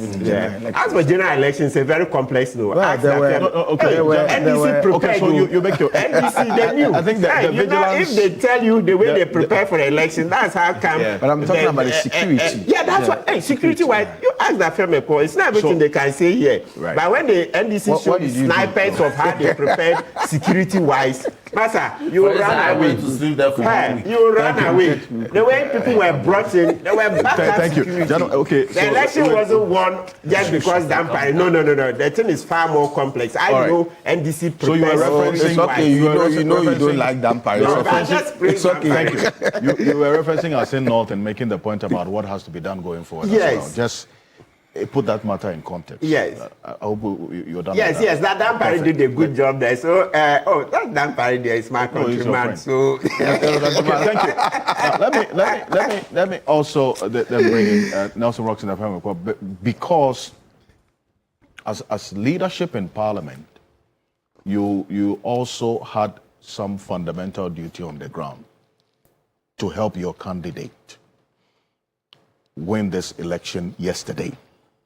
And this is a matter that you have continuously raised. In fact, when the deputy EC chair was in Parliament 3 weeks ago, you asked the question about whether there was going to be a rerun or not, or there was any consideration for a rerun. At that time, the EC indicated that that option wasn't on the table until subsequent meetings, and then eventually the decision to rerun the 19 polling stations. With what happened yesterday, and taking into consideration that you have also been in the thick of things when it comes to the chaotic scenes that characterizes elections in this country, at least in 2024, you were in some of the recollation rooms that we captured on television. What should be the thinking going forward to address this matter? Thank you. Let me say good morning once more to my co-panelists. And last week I ought to have been here. Yes, in fact, I've received a number of messages. I got knocked down by some severe malaria, and but I'm getting better. That's why I couldn't feature on the grounds in Ablekuma North. But I could say I was the architect. Why? Because you see, this matter, for the past 6 months, we got into a cockwheel of some aspects of the matter being in court, EC not making progress, and the opposition, you recall the opposition staged a walk to the office of the EC in red bands, calling for the EC to declare the results and all that. And as the majority whip and some other discussions with some party leaders. Look, this problem needed to be solved. Yeah.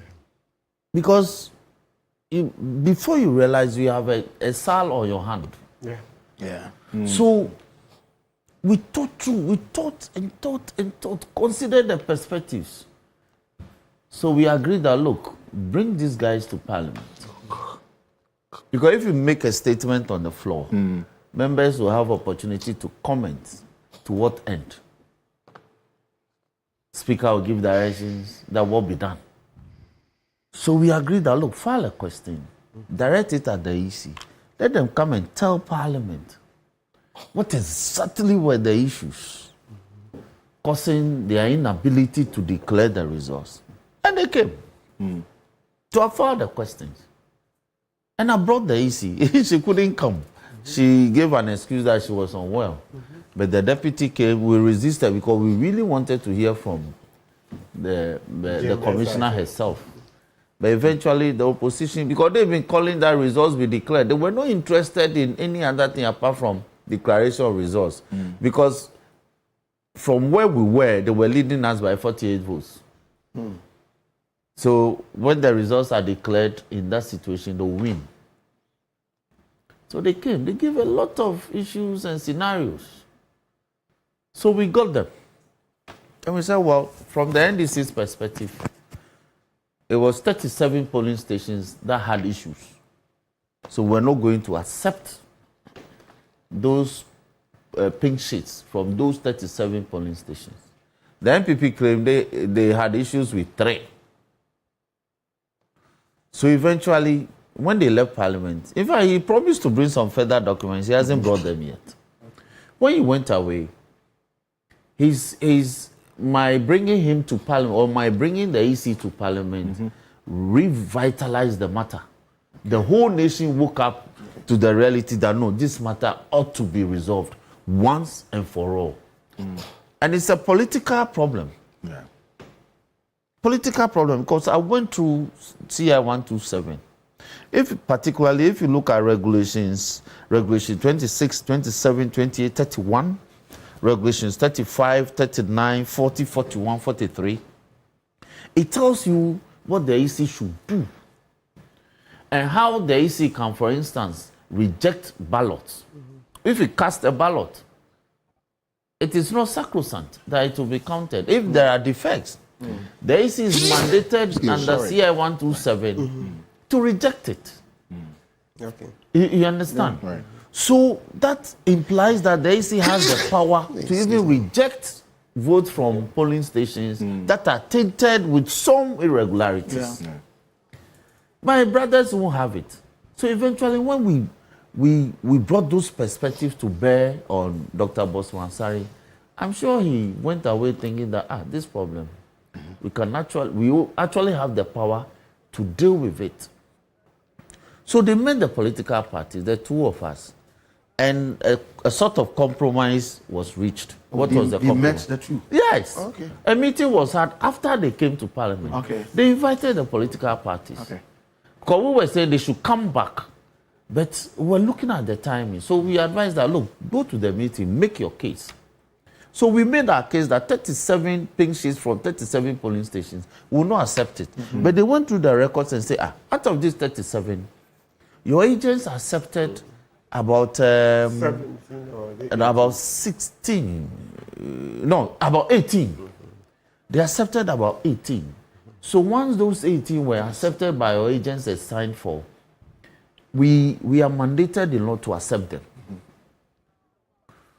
So we said, okay. But the rest 19, we have to consider your claim of a rerun. The NPP said they were willing only to accept a rerun in 3. We looked at their case, and they had a very bad case. So EC eventually settled on a rerun in 19. Let me ask this question because I just want to be clear. You see, what had been put out there was that the EC that had earlier on through Bossman Asari said that it was going to rerun in Tre and police station. No. Okay. So going to do great. only Tre. Yes. Okay. Suddenly changed its mind to say it was going to do 19. And the impression that is created out there was that decision was taken without consulting or without talking to the political party. No. And you are saying that there was actually a meeting. I am giving you the sequence of events. Okay. Since inviting them to Parliament. Right. When they came to Parliament, all the sides had opportunity. In fact, I led the questioning because I was the sponsor of the question. In fact, it was 2 questions. One about procurement, one about Ablekuma North. When I was done, then members had opportunity to ask further questions, supplementary as it were. Then the leaders, then my leader, Mama Yariga, had opportunity to as it were, bring some clarity to the matter. But because he said, you are saying that only 3 polling stations were up for a rerun. He said, yes. He said, but that is only one side of the story. That is the case of the NPP. Is that not the case? Then he said, yes. What about the case of the other political party? He cleverly didn't mention NDC. He said one other political participant says that you need a rerun in 37. What do you say to that? He said, yes, that also came to their attention. But why are you not articulating that in the media? And you are harping only on the 3. That's why I said he went away with a certain clarity that this matter can be engaged and a solution brought. Right. And that's how they called you. That's how they call the parties. Okay. Let's go back to the yes. So these things are very important. Because you made that you just had to go back to yes. So we need to. So on a certain Monday after he came to Parliament, the parties were involved. So we advised. So I said, Madi, you guys go and articulate the matters. Lo and behold, when we articulated the matters, 18 they declared that 18 of the pink sheets, given the history, they will have to accept whatever results they contain. Agents have signed. Our agents, they've signed. So say we won't belabor the point. Okay. How many are they willing to accept? They say 90. I say we are good to go. Because the woman was only leading us with 48 votes. If we work hard with the 19, we'll topple them. This 48 was after the pre-collation. Pre-collation. These are January. 262. Yes, these are January events. Yes. Crystallized. But there were issues about 37. With 37, you cannot proceed like the NPP were urging the EC to proceed to declare, and that if we agree, we should rather go to court. We all went to court. The court gave an order that go and use your returning officer. When they went by, they didn't use the returning officer. They used somebody else. So the EC itself has not been helpful in the matter. But with having brought them to Parliament, they went away, engaged the matter. So we agreed that we'll do a rerun in 19. What did the NPP do? They are like crying babies. You were demonstrating with red band that results be declared. Now, a roadmap had been prepared for that to be done. Then you say no. Then you ask your candidate to go to court to place an injunction on the rerun. And they went ex parte, even though if you see the process, they had respondents and all that. I said, don't pay attention. Let's go into an overdrive and work on the ground. People didn't realize that ever since the man left Parliament, we had always been on the ground. Because we knew that a rerun will occur, whether in 10 or 5 or whatever number. Let's go and prepare ourselves. If the numbers are determined, it's the same constituency, we'll know what to do. So our people have been on the ground. Right. My national officer, everybody, the MPs, everybody, MMDCs, party appointees, everybody. Whilst they were in court, and whilst they were in court trying to injunct the process with an ex parte application, their national general secretary was saying that they were not interested. They had abandoned the process. So they had miscommunicated their position at variance with what the things they were doing in court as well as the information they were putting out. But we were focused. So I'm not surprised that we prevailed. I'm even shocked about the margin. I thought that we could have won bigger. So that's going to be a discussion Mr. Dankwa will zoom into. The margin. It's not one that you can sleep on. 209 is no, but look, Ocansey, this is a seat we've never won. Yes. Apart from the first parliament. But I'm saying you can't sleep on it. No, you should give us credit. No, obviously. I mean, Ocansey, please. Ocansey. Yes. So, yes, you want to, we won't, these are not seats that you win and you go to sleep naturally. Because it's not a fault. Indeed. It's not a political fault, comfort zone. But look, we should be commended for pursuing this matter to its politically logical conclusion. We didn't take to arms. We didn't create mayhem. We look, this seat, and we hold on to it. Rabna, you will see how we welcome you when you come. Massively. And Prof, I am pleading with you. As for Akwetia, don't go there. Why? Even Bill Gates look for money. Bill Gates. Thank you. Bill Gates, he still looks for profit. So you are going to contest at the sea. Look, the sea still receive water. We will pursue Akwetia and win it. Do you remember that Akwetia, my own brother? We are mourning him. They know he was a center of a certain turmoil in Parliament. Yes. We even attempted to cite him for contempt. We raised the issues. He was told that he will face the consequences for being in Parliament and taking the oath of office. Nobody knew then that he would be short-lived in Parliament, tragically. But that aside, we will take Akwetia. The appeal that Professor Jampo made was on the basis of compassion. Yes. And, you know, yes, we'll win the seat. We'll win the seat, and by way of compassion, we'll bring more development to the people of Akwetia. Okay, that is the compassionate thing that we'll do. Anyway. The president will go out of his way to direct that the big push, a big push be taken to Akwetia. That's the compassion that the president will bring to bear. But the seat, no. Yes, because it's already determined. No, you see, the people decided to give us this mandate. It's never happened. If you toy with the people's decision, they will toy with you tomorrow. Okay. So the mandate that they've decided to give us, wherever they give it to us, we'll take it and apply it efficiently, effectively to their benefit and to the generality of the people. So as for Akwetia, I'm pleading with you. My brother Ernest-Kumi, God bless his soul. But Akwetia is, we are in court. Okay. We're even thinking of going for a review. And then this happened. And so the by-election, you will see us. Well, we'll see how they weigh Yes, we'll see us. the issues ahead. We'll leave anything. Let's come back to even wherever it happens, we'll leave it. Okay. Because MPP will spare you when they get you. Okay. No. Let's conclude on the point about the happenings. Yes. And what has to be done. Yeah, so I think you've made a solid point. Yeah, so the happenings, I think that going forward, Musa is here. He's been doing the polling. He can decide to poll and see what we should do. Look, I mean, I think that we must begin to have polling designation, places designated as polling stations properly done. Some of the premises that we designate as polling stations, the premises, the physicality of the environment lends itself to violence. Techiman South, you remember? Our members were just gunned down. What were they doing?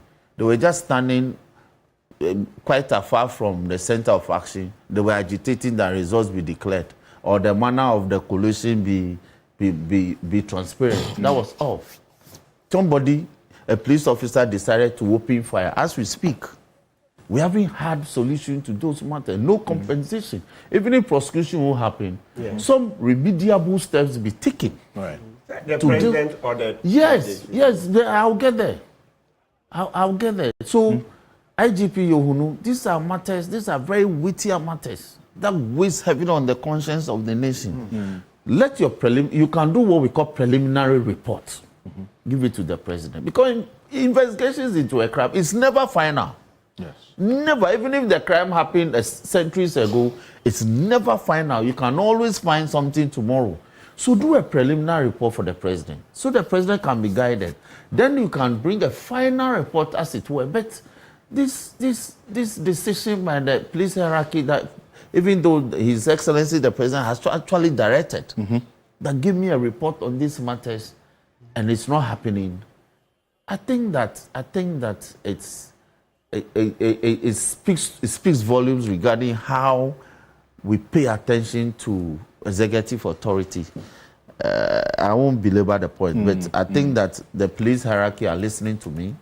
They should do the needful, give the president a preliminary report on the matter. In all the hot zones during the 2024 and 2020 elections, prepare a preliminary report for His Excellency so that he can engage the issues. You know. Is it that maybe then finally, look, he mentioned the vigilante. No, Dr. Norman. Ocansey came to Ablekuma North as a vigilante. How? What do you mean? But if you enter a polling station in Ablekuma North during elections with a pepper spray in your back, who are you? Are you not a vigilante? That's a weapon. Check the definition of weapon. Pepper spray is part. And so why did the police not detect it? So these are the perspectives we are bringing to bear. Issues that you talk about. No, look, she came as a vigilante. Even her actions constitute provocation in the law. Read the Act 29 and look at the provisions on provocation, which is some defense in law. If you provoke people and they act in a other results in the commission of a crime. Brain provocation. It reduces murder. Yes, that's what I'm saying. That's what I'm saying. Provocation. It's a slippery path. Yes, you provoke people. But then again, you're not supposed to enter. That's what I'm saying. Then where an area is in the law in CI 127, polling stations are designated and gazetted. So when an area is designated as a polling station, you don't enter such an area with a weapon, whether concealed or not.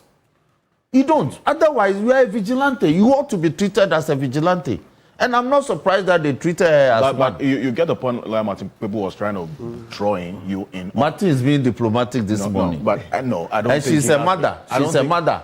She's a mother. I sympathize with the physicality visited upon her. But we must also criticize her conduct.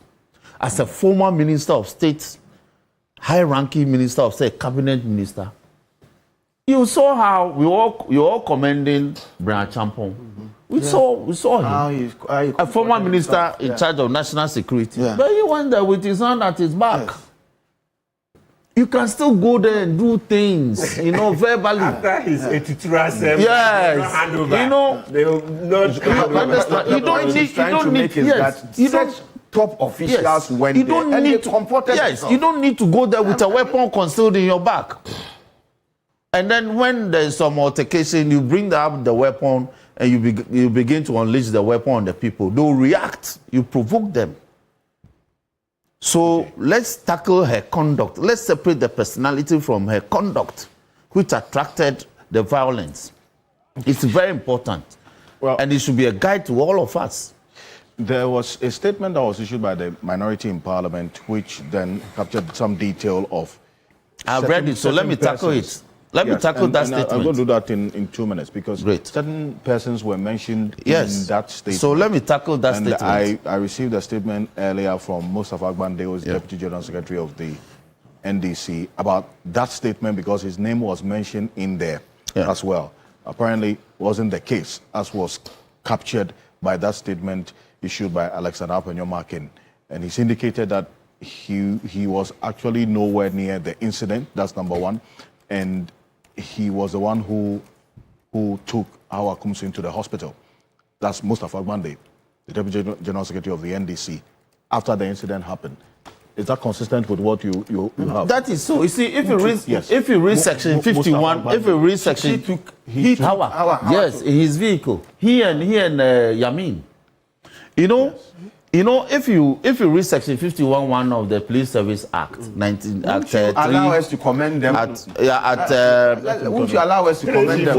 Hold on. Act 350, 1970 is the duty of the police to prevent and detect crime.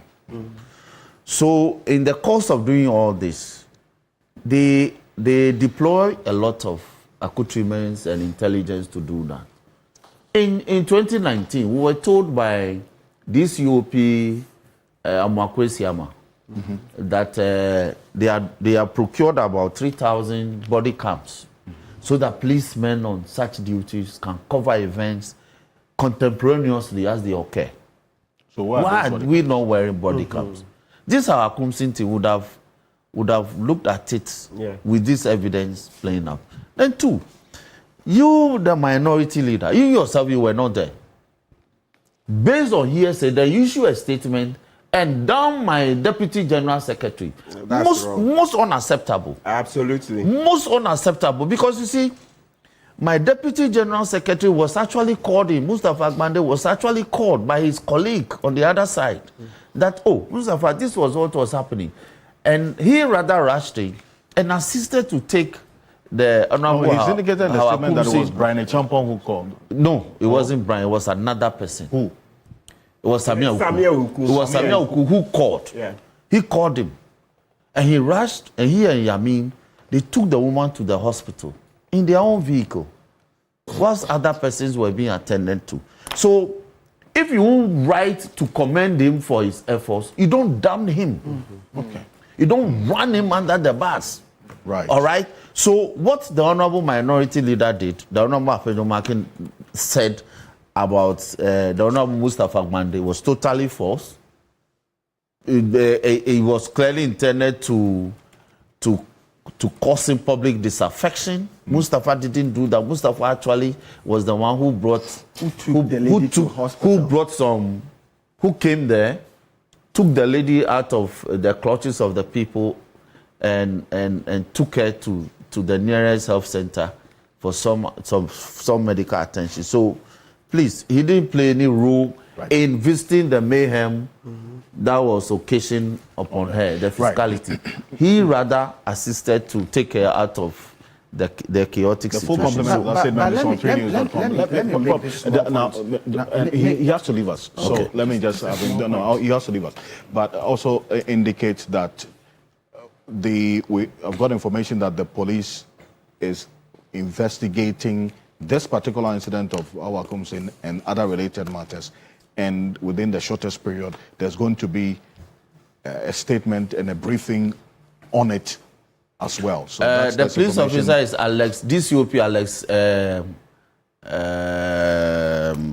What's the name? We're recording and yes. Amponse Siama. Yes. Just a brief on this violent situation, because this is one that we were with you in the studio yesterday when it was all playing out before our eyes. The most important issue here is dealing with this so as to serve as a deterrent to anybody who is thinking about perpetuating this or repeating this action next time, and then also ensuring that we consolidate our security strategy in elections going forward. That's a quick one. Yes. You know, the experts have spoken about the security issues when it comes to our elections, and I'm not going to disagree with them. We need to tackle this thing very effectively and strongly to send the right signals to people that we won't tolerate this going forward. A lot has been said. We saw the incidents of our Ayawasu West Warbon. That was nasty. There was a commission set up to investigate that. We haven't seen action taken. It emboldened others to continue doing the same. And I believe yesterday's one was also very, very unnecessary, uncalled for. Even in the midst of circumstances or what we saw, you should have to restraint as people and allow the law enforcement agencies to work. I think what we lacked yesterday was the law enforcers not having confidence to confront the issues. And I think it's because they themselves are not empowered to do what they're supposed to be doing. Once we prosecute people who do this, I think the police will be empowered to take actions anytime they arise. I don't want to belabor on this point, but I think we have to stop this going forward. Indeed, and that's just complemented a point that many have been making. That we're going to go into the other aspects, which I'll dwell on you more. But Prof, I just wanted to make the point that I think one of the factors that de-escalated or prevented the violence and some of these unacceptable things from going on had to do with the posturing of the top NDC officers who also went to the venue. During the Ayawaso West Wogon incident, you didn't have party of officers going there and then talking. But I heard Eduji Tamaklu and I heard the General Secretary, Fifi Kwiti, when they were interviewed, the kinds of things that they said. We are in power. It is our responsibility to make sure that there is calm and there is peace and there shouldn't be violence. And so we are going to, Omane Boama also went there and said that this one, yes, Interior, they were all there and then they were all calming down tension, not rationalizing, not justifying anything, but saying that they are in power and they have the responsibility to make sure that things are peaceful. Okay. I think that this posturing sent a certain message to even those who wanted to take the laws into their own hands. Right. And it's important that leaders get responsible when they are confronted with situations like this. Elsewhere or in other places, you would have leaders coming out to rather fun or fuel whatever may be going on. And so I commend them, because when I heard them speak, I said, well, this is a display of statesmanship, and it's something that we must all, commend. Okay, they were not saying that, look, our support base, you were beaten during Ayawaso West Wogon by elections. You were some of you got killed in previous elections, and so this is your time. They didn't say that, but they were calming down tensions, saying that it's not a do or die battle, and that it's important that they behave in a civil manner so that the processes will be over. I think it's something that is worth commending. Perfect. Thank you. Now, the second phase of this conversation is about the outcome of this election. And Mr. Dankwa, prior to yesterday, the NPP as a political party took the decision to boycott the elections. Just 24 hours before the elections, the candidate, Naneke Friye, after she lost that attempt, or she failed at the attempt to injunct the election yesterday, decided that, look, I'll defy the party's orders and I will contest this election. Went around campaigning door to door, submarine, and others, as she indicated. How did that decision strike you? I mean, going to this election yesterday, just a quick one. No, I was surprised that the decision was taken and then the candidate defied that decision. It shows a party that probably is in a weak position than we've known them to be, because a national party or national executive should not take decision and then a candidate not following. What that did is to tell us that there is a bit of division still in MPP, and then the top is not necessarily the voice of the bottom. But it didn't help them in the situation. It showed lack of unity, lack of direction, and also probably dampened some enthusiasm that we would have otherwise witnessed in the constituency for the election. It clearly shows that all is not well in MPP right now. And how did that inconsistent position of the party taking one position and then the candidate now going contrary to that, because per her own assessment, she says she's still strong on the ground, and that showed yesterday. How did that position by the party impact on her performance yesterday? First, I think it would have affected overall turnout in the constituency, not just among MPP, but across every voter who was eligible to vote. Because some will say, oh, if they're not contesting, then it means there's no contest. I don't have to bother myself to go and vote. But if the contest was very keen and everybody was partaking, and then we would have seen a much slightly higher turnout, even though it would have still been lower, but a bit more than we saw yesterday. For MPP, maybe slightly lower turnout than among the NDC, because already there is hesitant on the part of MPP voters to go out and vote. And if they don't see that sense of unity and sense of purpose in the constituency, it tends to dampen further that kind of enthusiasm. So it really affected them somehow. But overall, I mean, it affected the entire constituency in terms of energy. Energy. But did the chaotic scenes also impact on the voter turnout? It will, certainly. I mean, that will affect everybody. There are people who don't want to go near violence, whether they are MPP, NDC, and floating voters. Remember, people who vote in constituency are not just MPP or NDC people. There are other people who vote, floating voters. Now they are about 20% of the voting population. And in particular, in Ablekuma North, we have about 30% MPP right now and 29% floating voters and 40% NDC. So there's a quite sizable number of people who will not go because of the violence.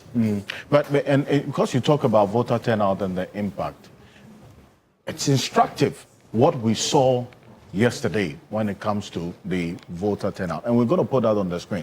This is the registered eligible voter population in all the 19 polling stations in Ablekuma North that were contested yesterday. Article School Complex, Odoko, had a registered voter population of 645. And so only 206 registered voters came out to vote yesterday. 206 out of the 645. There was a similar situation in the Pentecost Church Mount Zion Assembly. Less than half. DVLA office as well recorded less than half. That's a DVLA office has 613 registered voters. Pentecost Church Mount Zion has 635. Then you have the Lost Pentecostal Church Kwashibu that also recorded under 200. Roman Catholic Church Buzia Junction or Doko 1, 538. We had just about 236 people. Then the Methodist Church of Doko, that's where our Kumsins incident happened. Methodist Church of Doko, that's the 6th most populous polling station out of the 19 yesterday. 464, and less than half of them came out to vote.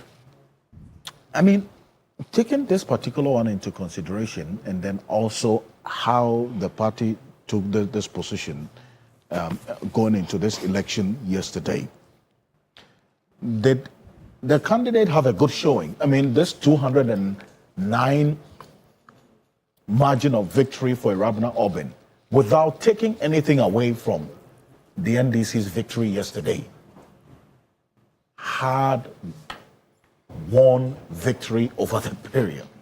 Did she have a good showing? That's Nanekwe Free, a former member of parliament for this constituency. I will say no, based on the numbers we have seen. If you exclude the entire results of the constituency and focus on the numbers yesterday, you would notice that the MPP candidate won about 45% of the vote. Maybe some numbers need to be corrected, but NDC candidate won 55% of the vote. Right. So there was a 10-point margin on yesterday's count. Now, if you look at the areas the MPP won, they won about 6 places. And their average performance in those 6 areas is about 55%. Now, the highest percentage they score on the day was 62% in one of the polling stations, or no, 60%.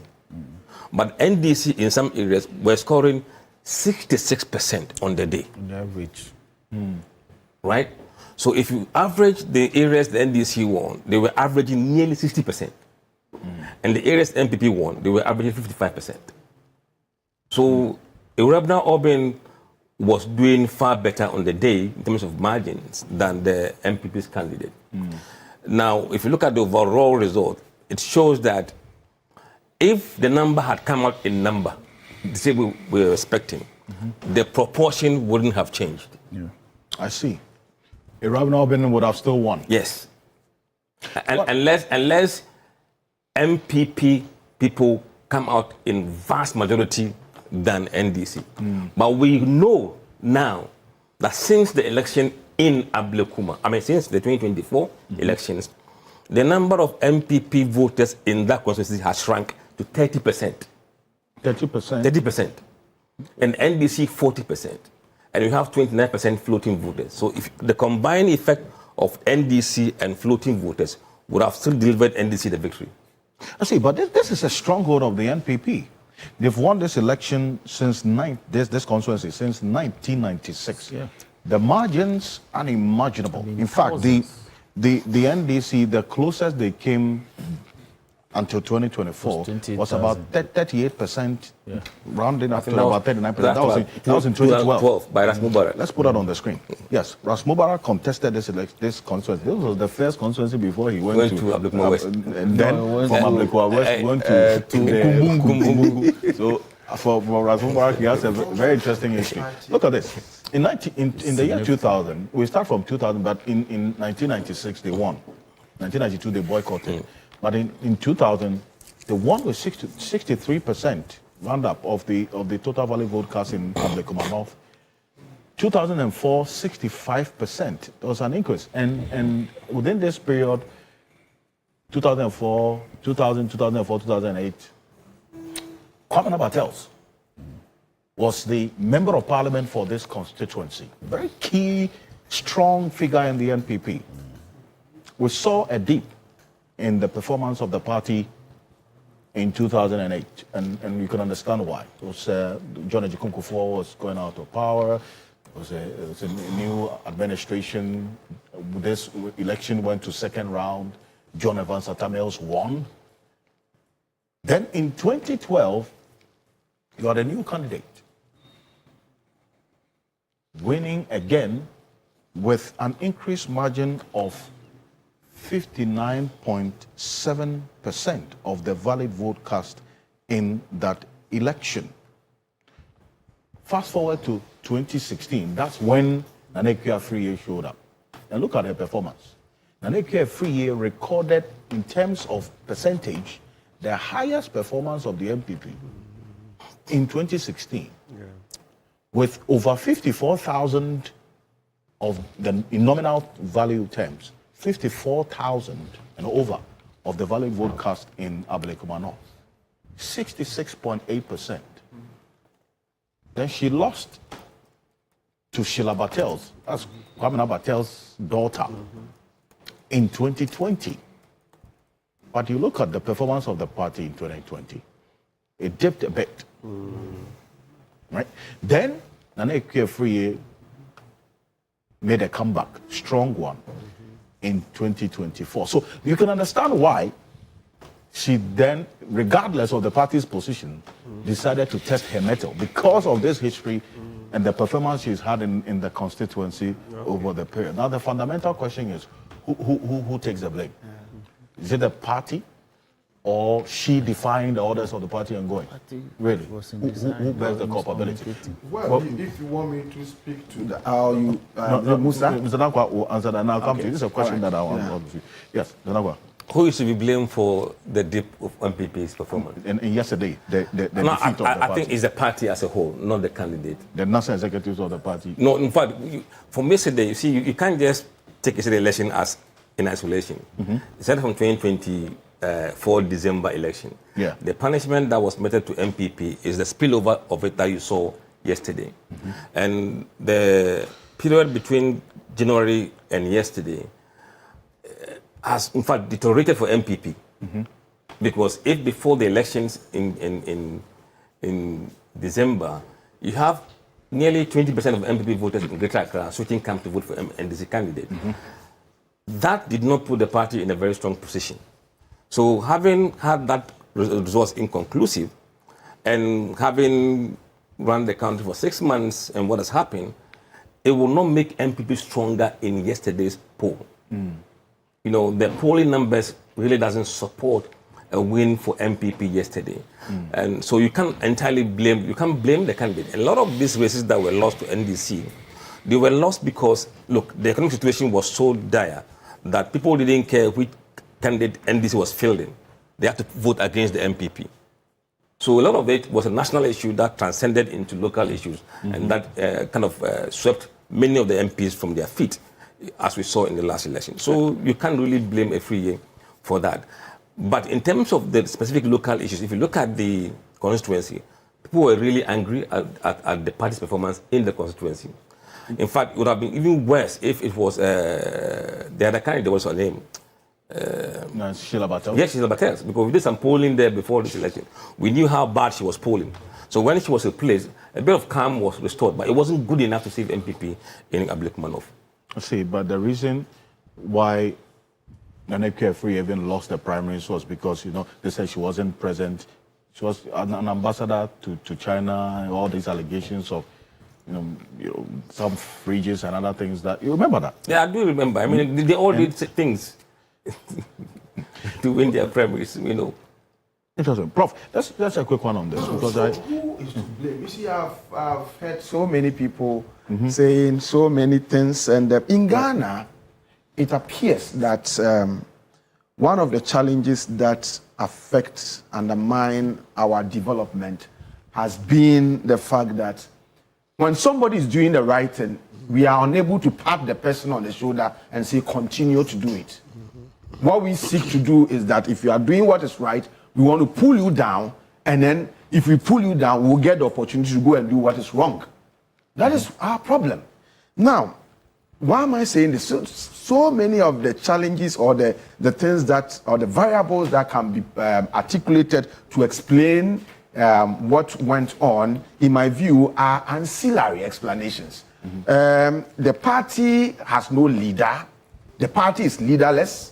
The party is confused. How do you say the party is leaderless? At the moment, if you want me to... The chief scribe of the party, the general secretary, was the one who addressed the press 3 days to the election. Please, I'm talking about leadership. And indicated that the decision of the party, they have the leader. All right. Please, I don't want to teach governance and leadership here, but I'm talking about leadership. Headship and general secretaryship is not coterminous with leadership. The fact that somebody is a general secretary does not make the person a leader. I'm talking about leadership. Ability to inspire confidence in the people, influence them such that they are willing to give enthusiastic cooperation to support whatever command you give to them. That is what we call leadership. I'm saying the MPP is leaderless, number one. It is confused, number two. And then there is no party discipline. Do you want me to go take you through the concept of party discipline? There's no party. But in my view, these are ancillary explanations and factors that led to what happened. For me, what is key, that must not be downplayed. That must not be subjected to our usual practice of always refusing to praise who is doing what is right, is the fact that the performance of this particular government within the past 6 months has been unprecedented, and it's important we say it, pat them on their shoulder so that they can continue to do more.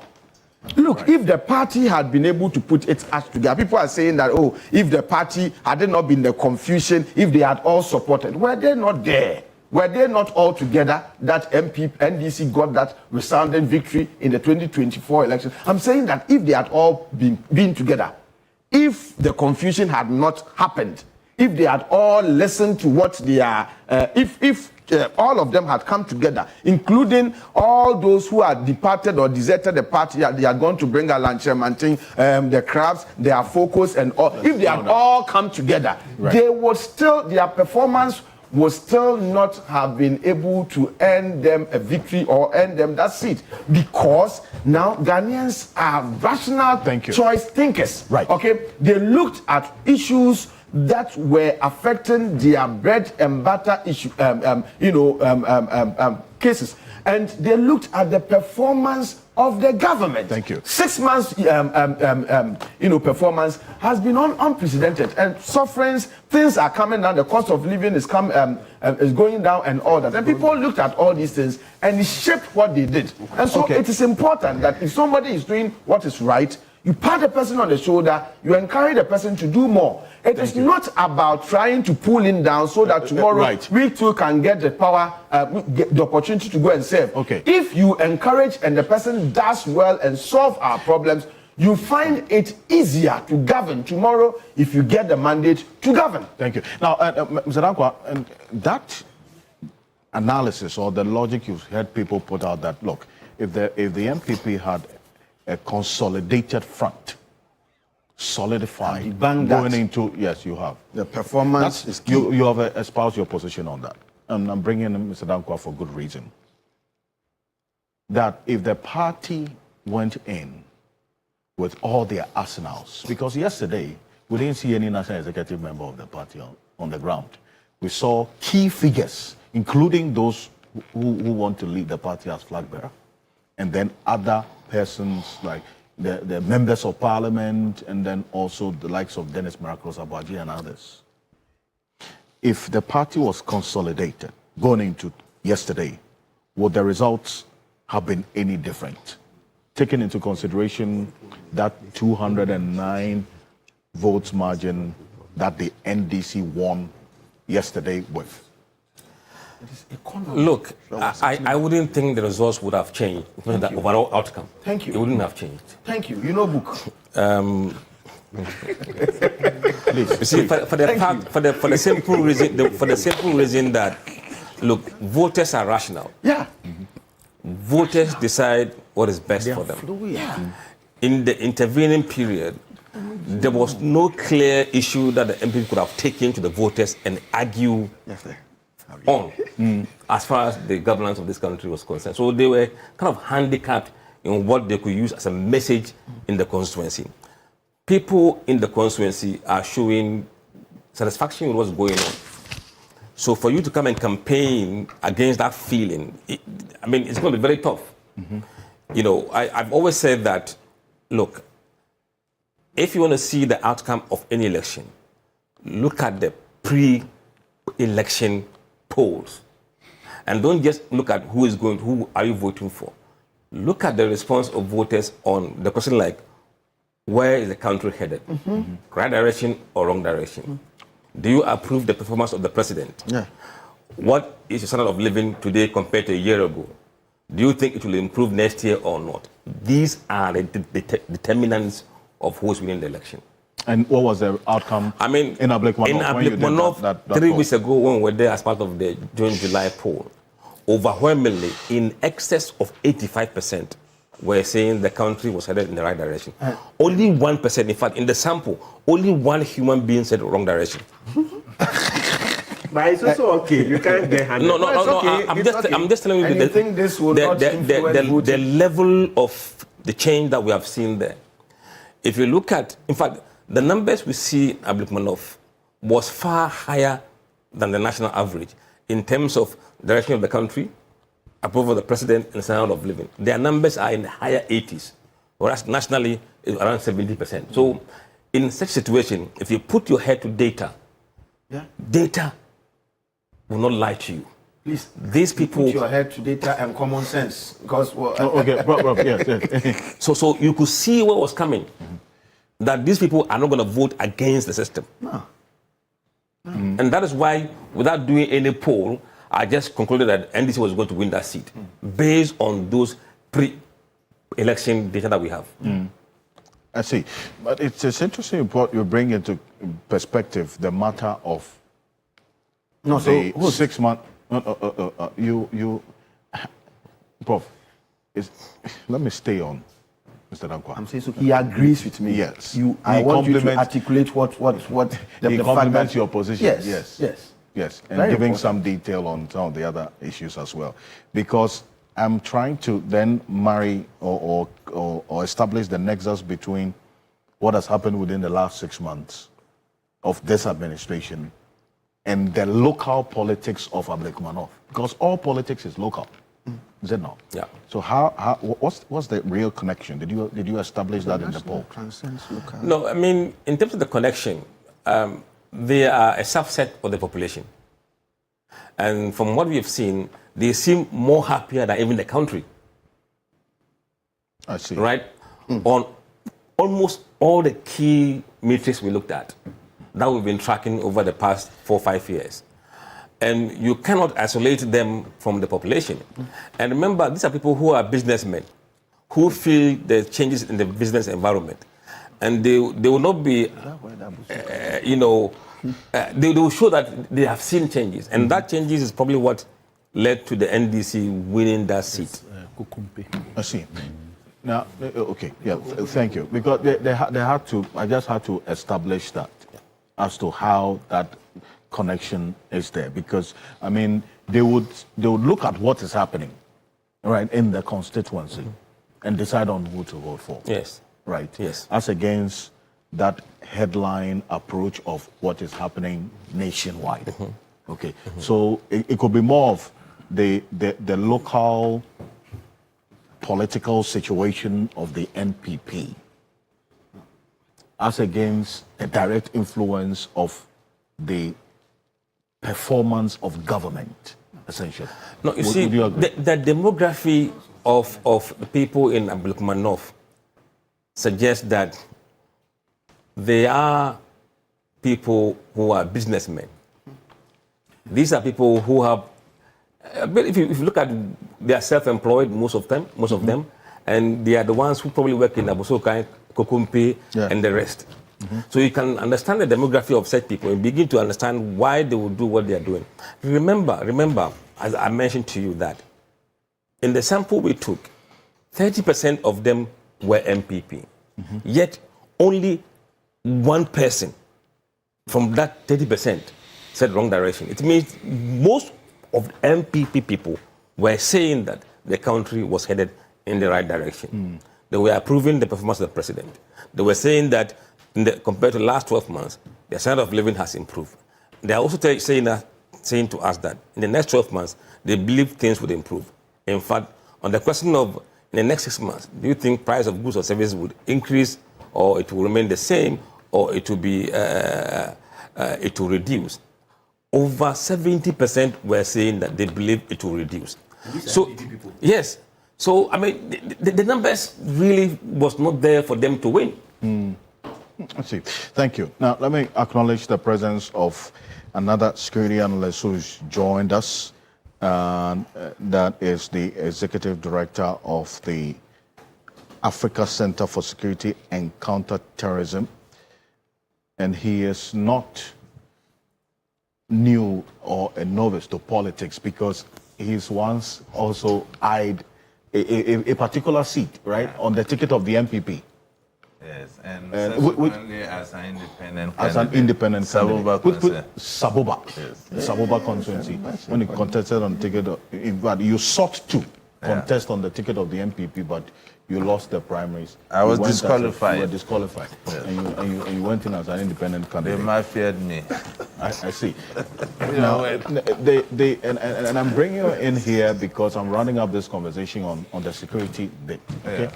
Because if you look at the incidents, the security-related incident that happened yesterday, we've dwelt largely on Howard Ocansey, but there's one as well that directly impacts on us, and I'm talking about journalists, because we've seen this continuously over the period, and we're going to put that on the screen right now. The second assault we captured on journalists, a GH1 journalist and a Joy News journalist as well. The gentleman who assaulted this Joy News journalist, his picture is all over. But this is the one that also involved the GH1, that's the EIB journalist. And then this the Joy News person. Somebody's standing there. Just go and hit the person. And then for the GH1, we understand the police officer who slapped this journalist. Let's play that one. Has been interdicted as we speak. So that was a swift action by the IGP, yes. But he has been interdicted. He was there. We understand he was in a perimeter that he was not supposed to be. Should that reaction of slapping this journalist be countenanced in any way, shape, or form? Well, thank you for having me, and very good morning to my co-panelists and listeners. In fact, the incident of the Divisional Police Commander of Adenton, that was the first incident that was reported. Some of us as security watchers were very surprised, given his stature in the service. It's just this morning I've been informed that the responsibility of conducting security operation in the constituency was at the behest of the regional command. That was why they brought the Divisional Police commanders to assist. And this is what we talk about professionalism. Coordinating, it shouldn't have been in the first place been directly involved if the optics of professionalism was at play. Unfortunately, this is where he has found himself. But the interdiction was swift. But to me, it's cosmetic. Why? We've been in this country, Alfred. How many interdictions have we seen? What actions has come out of those interdictions matter. So it was just to de-escalate the tension and for it to appear as if they are doing something about it. I listened to the Ghana Journalists Association president calling for a follow-up on the matter. But I have some challenges, professional-wise. Why?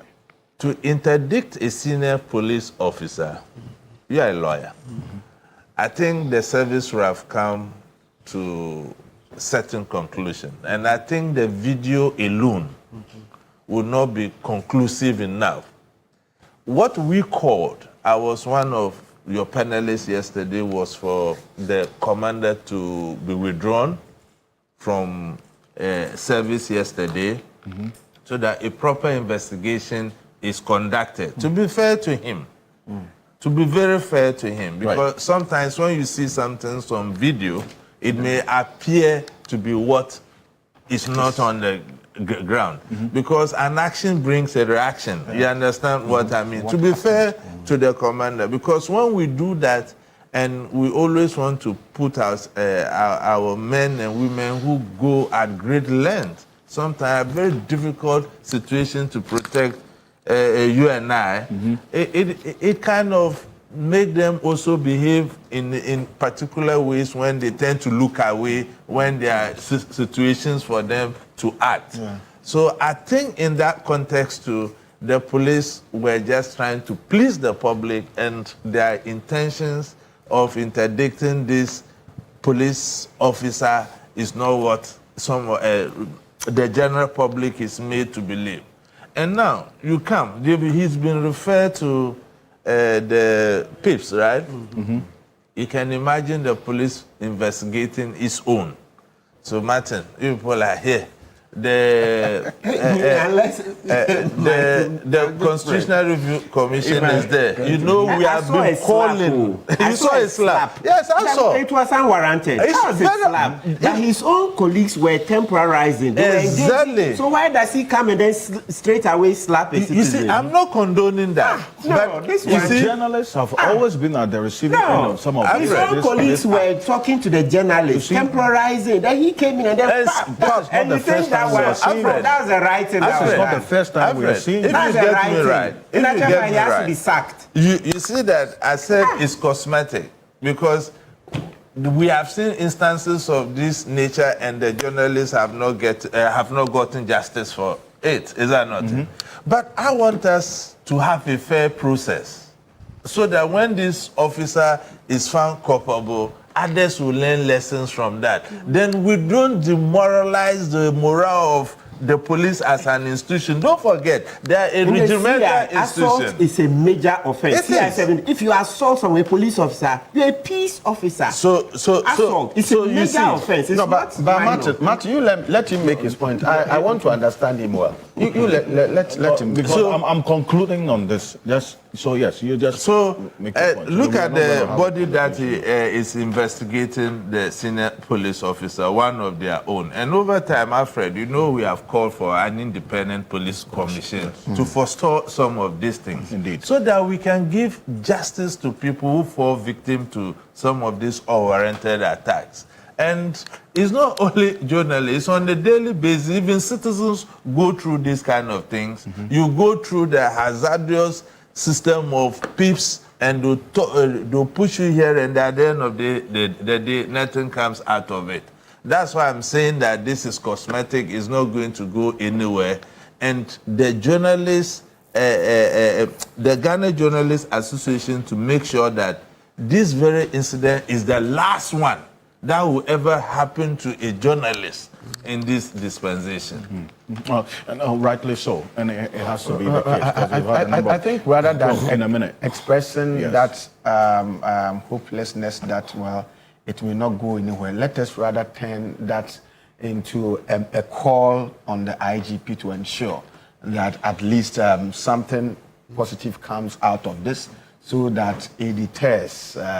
People would always have their emotions high, but professional police must act professionally in ensuring that they calm down things. I mean, I saw the slap and I was psychologically, more or less, that would ginger the GIJ to make sure that justice is done for these two journalists. And then a lady was also involved. I saw the bruises, and it is so unwarranted. Very unprofessional, and it's a dent on the image of the Ghana Police Service. Indeed, and a number of your messages coming through on this one. So I would read as many of them, and let me thank all of you who are watching us. Indeed, across the world, I'm getting messages from Russia, from Indonesia. Ukraine. No. I haven't seen any from. Yes, so go international. So if I don't read your messages, that's Ghana's #1 talk show. Sure. Yes, #1, undisputed. Thank you. Thank you. Alfred, you are doing well. Allow us to praise you. I think we work hard. You must rather reward the three of us. We work hard. This goes to the entire team. You heard what he said. He said you must rather reward us. It goes to the entire team. I don't do this alone. And Ghanaians, especially the founding panel. The founding panel. So wait, let's recount. When it was very unpopular to be here, if you talked about Kufuado, then people were coming at you. Hey, he's older than you. You see, those arguments are falling apart. Now we can speak freely. At first, hey, listen, he's older than you. He's your senior at the bar. Very infantile argument. Somebody went to do Akosu Ahu TV3 went to do a cartoon of me and Martin sitting down somewhere drinking pitu.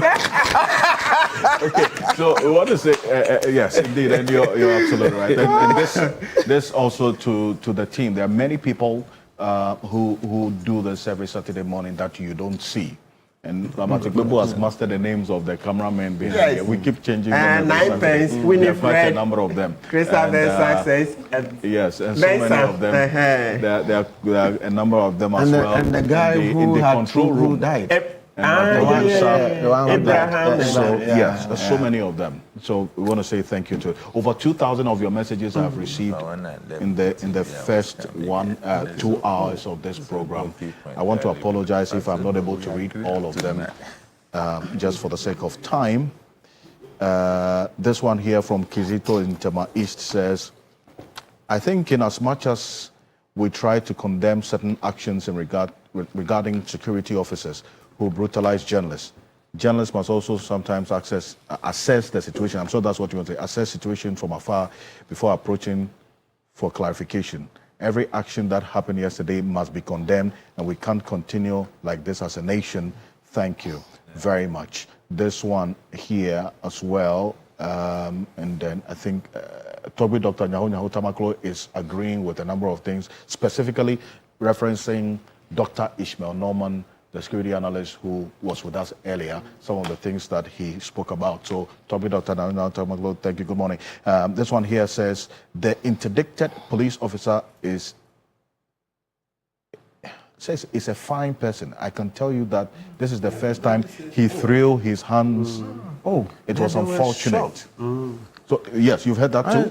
Everybody says a fine gentleman, so they don't know what really happened. Okay. All right. So, this one here from Bright says, yesterday, when the chaos was ongoing, I saw 2 officers on the balcony of the uncompleted building on the right side in the video. They were also taking a video. Watch the video from the entrance to the time the flying man flew into Howard Kumsen. The diver. This one here says, this is Alhaji Inusa. The Howard Kumsen saga is a consequence of security failure. Intelligence failure is a serious issue that undermines national security. I make this assertion because Howard Kumsen, known for these kinds of matters has acted this way, and that in itself brings a certain situation to bear. You say, it says, I agree with Jampo's and it says Prof. Jampo and Martin Pebbles references to the past and also ensuring accountability to the past events and the present event yesterday as well. An investigation and prosecution must be the way to go to serve as a deterrent. Thank you very much. This one here also says, good morning. Now civilians don't have any respect for the police because they are not empowered. We have to also address that one as passionately as your guests are speaking this morning. This one here says, Musa Abatwa and Aswasi, the violence that characterized some polling stations and Ablekuma North is condemnable. It says that this must be investigated. Thank you very much. This one here from Awudu Adams Mumuni, your message didn't come in full, so unfortunately I'm unable to get a full complement of your message. Atokwamena says, there is no justification in bringing the pepper spray and anything on anyone or not. We should be careful not to give justification for such brute characters. The guys threw out their assault on others before they entered were looking specifically for her. And that brings up another issue as to what exactly happened that led to the charge from the people, because there must have been something that got them in, to forcefully get into that particular polling station. So I thought you're right at that. Thank you very much. This one here says, there's something they call Kwebu Nation. Are you aware of this? Kwebu Nation. Because there's just a number of people who are saying Neo Datilamte on Facebook says NPP says can finally stay home and rethink about what has to be done going forward in election 2028. This one also here says, to God be the glory. I personally agree with Professor Jampo that for the sake of peace and sympathy, the NDC should not contest Akwetia, even though when it does, it will win the seat. JB sends that one. This one here says, you quote Ecclesiastes 8 verse 11. Thank you. That because a sentence against an evil deed is not executed quickly, the hearts of the sons of men are fully set on doing evil. Say, and if evil goes unpunished, it would continuously happen. This one here says, I was worried last week when you announced that Nelson Rosin Dafiamekwa wasn't well. It's good to see him this morning and making his point forcefully. Yes, Honorable. So this is to you. This one here says, Benjamin Wumpuni, Honorable Roxy Nelson Dafiamekwa, Gentle Jack. I remember when he said Hohoi was going to be taken back. God bless you. This one here also says that we haven't given Musa Dankwa enough of his flowers. He has done a job that has to be commended as well. Going forward, we must acknowledge data and the essence of data in conversations. Thank you for introducing this new segment on your program. We wish you all the best on this. That's coming from Dr. Emmanuel Asante. Thank you very much, and trust that this is going to be a consistent feature on the key point, the poll tracker that we started today with you. We want to hear from you. You have a say in what we say. We interface with you a lot more. So always look out for the poll question that we'll put on Friday. Get your views going into Saturday. It's a way of just deepening your involvement in the show that you like. Okay, that's having some sense of ownership for you as well. That leads us to our next issue. Second point, this morning, the suspended Chief Justice is not giving up at all the fight.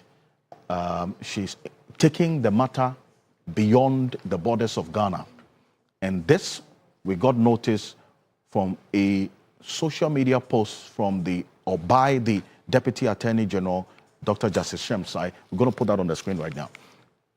He gave some snippets of information. We don't have the full complement of the suit or the application and the reliefs that she's asking for. He says, I can confirm that the Chief Justice, Leadership Justice Gertrude Tukono, has filed another court case, this time at the ECOWAS Community Court in Abuja, Nigeria, against the Republic. And he goes on to say further that based on the details in this case, which was filed on July 4, her leadership repeated the same allegations of human rights violations, which are currently pending determination before our Supreme Court and also before our High Court in respect of the ongoing removal process. We know about some of the issues of human rights violations talked about, the location, the fact that her family wasn't allowed in with her, and then also how she was searched and so on. Essentially, her leadership argues that by her suspension, she has effectively been removed from her official capacity without any final determination, impairing her right to function and serve in a position she was constitutionally appointed to. You have indicated that, at least looking at the review, in as much as, yes, it is not written black and white, maybe some of the things she's raising should be considered. What are those specifically? And then maybe your quick one on this decision that she has taken to seek justice in her view in the ECOWAS court. Okay, so I mentioned two things specifically. One, that her plea to be allowed to be accompanied by at least one or two relations. I think that one, it's fair. It's fair that she is, because if the Article 146 intended that no other person should be allowed, they would have said so, you see. Okay. But once the Constitution doesn't say that no other person should be allowed in, the fact that they say secret doesn't mean that her relations cannot come. But the same Article 146 says that the person can get other experts to come. Yes. So if other experts can come in, the experts come in to help her case, right? That's formally. Yes. These other people who are going to accompany her also come in to help her, emotional support. You see, sometimes we underestimate things like that, but ordinary court cases, some people go, their supporters are many. Whilst the person is in, yes, some enter and then there isn't enough space, so some even stand on the verandas, right? But this one, look at it, too. She is at the peril of losing her job as a Chief Justice. Right. You know the emotional torture that does? It's beyond imagination. So as for allowing her husband and a daughter, or maybe just make it flexible, two close persons to her, I think it's... But is that a substantive issue she's looking for? Yes, she's raised it. You know, because a lot of it's mentally, it's a torture, to be honest. No, it's torturing. She's at the brink of losing that job. So sometimes if you have the husband sitting by her, it gives that emotional support. If the daughter is with her, it gives emotional support. Let's be humane. Ghana will be here, I mean, for a long time to come. It won't be long. There will be another person facing the same thing. And then, you see, just like, look, it wasn't long ago when Chachu went to this Supreme Court saying that submission of no case, the judge didn't give reasons, etc.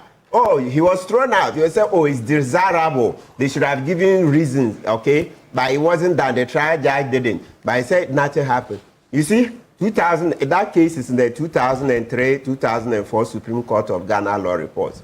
We're in what? 2025. The same argument has come up. Now, Tokono is at the receiving end, saying that she has not been given the submission, the prima facie ruling. Tokono is saying that she's not been given the prima facie ruling. The same thing, just 20 years on. So let's learn.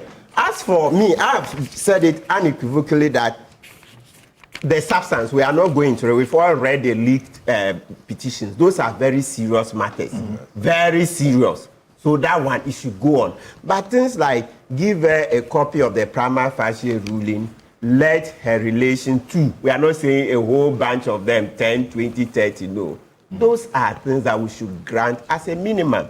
She even said her bags were searched and... Oh, that one for security reasons. Maybe if it's a male searching the bag, they should then let a female do. Because it's secret, I should think that they want to see maybe if is there a recording device. So if it's a male, I'm just saying if. But as for the search, I think to ensure the constitutional sanctity that the proceedings should be secret, right? Maybe to make sure that people don't go in there with recording devices. Emmanuel, do you agree? Just to avoid the situation where somebody, but even if somebody wants to record, even spectacles or even button, you can have your button on your shirt and it's a recording device. Indeed. But that notwithstanding, searching is basic because if you don't search, good scanners, that's why they use the scanners, detectors. Yes. Okay. Now let's come to her case in the ECOWAS court. That one, you see, let's give some education, please. Under the jurisprudence of the ECOWAS court, the fact that she has 1,000 cases in Ghana, it doesn't stop her from going to the ECOWAS court. Okay, so let's get that very clear. Then, the point that Kweku Ansansari is going to be joining us on Zoom briefly. There was a point he made about the ECOWAS court recognizing the internal structure, as it were. They would also look at whether she has exhausted all the internal avenues for remedy. So is the African Court on Human Rights before anything else? Is that in tandem with the dictates of the statutes of the ECOWAS court? No, not the ECOWAS court. The ECOWAS court is very clear. I've read at least 2 decisions where they've said a case before a domestic court is not a bar. The ECOWAS court has been very clear. This one is beyond argument. Maybe we are mixing it. What the ECOWAS statute says is that if you have a case before another international court, so let's say you have a case before the ECOWAS court, then you run to the African court. They say international. We can read them if there's time. No. If there's time. We'll pull it but up. Yes. As for the domestic one, so for the lawyers who are interested, if you Google it, you see this case. The registered trustees of Heather Resource Center, okay, Human and Environmental Development Agenda versus the Republic of Nigeria. Let me repeat it because lawyers, we are all giving education. It says, the registered trustees of Heather Resource Center, Human and Environmental Development Agenda versus the Republic of Nigeria. If you want, suit number ECW/CCJ/APP/40/21. Okay, and the judgment 2024. Or if you want, just Google simply. It's a case pending before a domestic court, a bar to the institution of another case in the ECOWAS court. You will see, you'll find it now. As you keep digging, you'll get the judgments. So that one, there's no argument at all. You don't even need to show that the domestic court will be unfair, they will be biased, political, that it is illusory. No, they just say it is not a bar. But maybe out of abundance of caution, you want to show why the domestic court is not one. If you like, I can read this last line, but that's extremely clear, okay, that it is not a bar. Let's not go and say something that, so listen here. It says, so the case I just read, okay, let's read. It says that the court held in registered trustees of the Socio-Economic Rights and Accountability Project, SERAP, versus the Federal Republic of Nigeria and one other. That's 2016 CCJ ELR at page 433. That where a case is lodged before the local judge under the domestic court system of a member state, there is no bar on the community court entertaining the same case. You are absolutely right. You know, you can look at that. Even the section clearly tells that that's consistent with what Ablekuma read. Now, our quick search shows that what you're saying is correct. Yes. That no, the fact that a case is happening at the local level is generally not a bar to go into the ECOWAS Court of Justice. That is what our search, how you just put it. In fact, I encourage our listeners to also do so. Google. You get it. Yes. But this is why I bring in. Let's understand the basis for Kweku Ansari's position, right? So then, if you have to bring in your point as well, Mr. Kweku Ansari is a former director of the Ghana School of Law. He's joining us on Zoom right now. But you've been listening. You hear Lawyer Martin Peeble's position about the position that you held sometime last week when I spoke to you off record. You had indicated that the ECOWAS court will take into consideration whether or not the applicant before them has exhausted all internal avenues of redress. Correct? Well, she exhausting internal remedies simply means ensuring that the proceedings have terminated to completion. They have, gone through every step. You see, she is preventing the steps from being implemented. So she hasn't exhausted. She cannot be said or cannot be argued that she has thereby exhausted, the internal remedies. No. So merely, inundating the court with, incessant applications is no meaningful reason to suggest that she has, exhausted the internal remedies. She has been filing application upon application, and if you look at the nature of the application that have so far being usually considered by the High Court and the Supreme Court, you see that they were wholly, factually, and legally unmeritorious. And if an application is without any merit, the obvious outcome is a dismissal. It will be refused, and they have been refused. And when she launched the first one, you recall that on one of your shows, I indicated that she can file millions of applications, but insofar as Article 146 is concerned, the provisions stand guard over any such application. So you may file repeated applications. They can only create ugly noises in the courtroom, but applications ultimately become a social nuisance. Legally, they are incompetent. And for a Chief Justice, bringing application upon application and being told to their face that the applications lack merit is not good for her own image. It is not good, for the general public. It is not good for Ghana as a nation. That our Chief Justice will file an application that a committee, will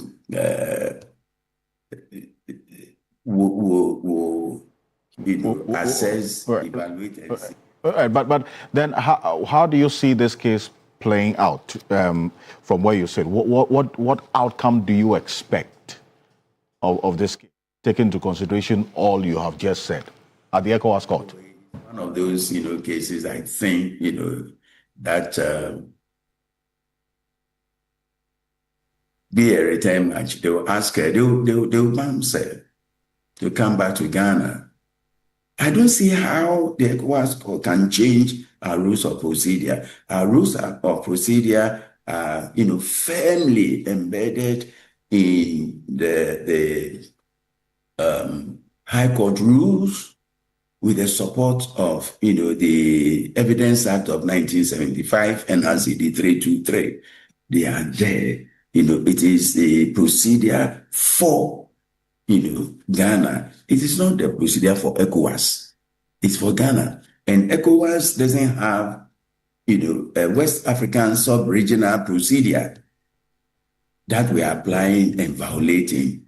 It is our own rules of procedure and evidence that we are applying. And therefore, taking the matter out of the purview of our court to the ECOWAS court is not going to achieve the desired, purpose. I think it will be defeated. And at the end of the day, I think that upon a sober reflection, the Chief Justice will realize that, she has shot herself wrongly in the foot. No one else. She's making her bed and she's lying in it.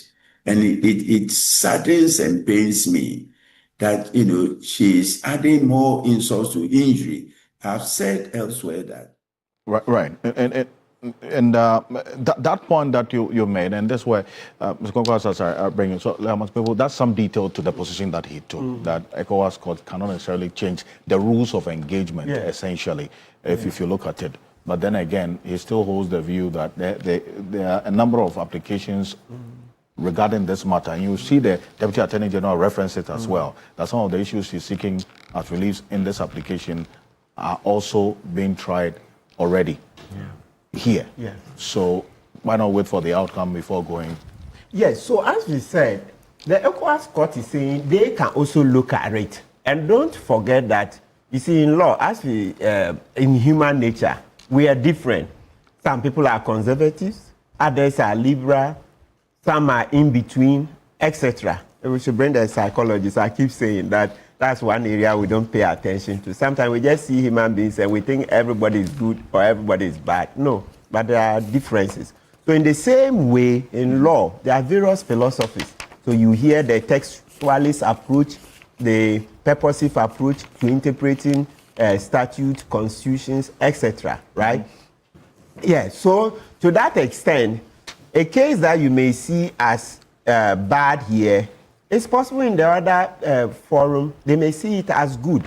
You say, so I don't want to say anything about the substance of her case. No, as I've said, she's struggling already, right? I mean, the torture, okay? The torture is a lot, and you see that's how come I've repeated here several times that if I had my way, I would have seen if we could have mediators come in and see how she can be allowed to exit with a resignation.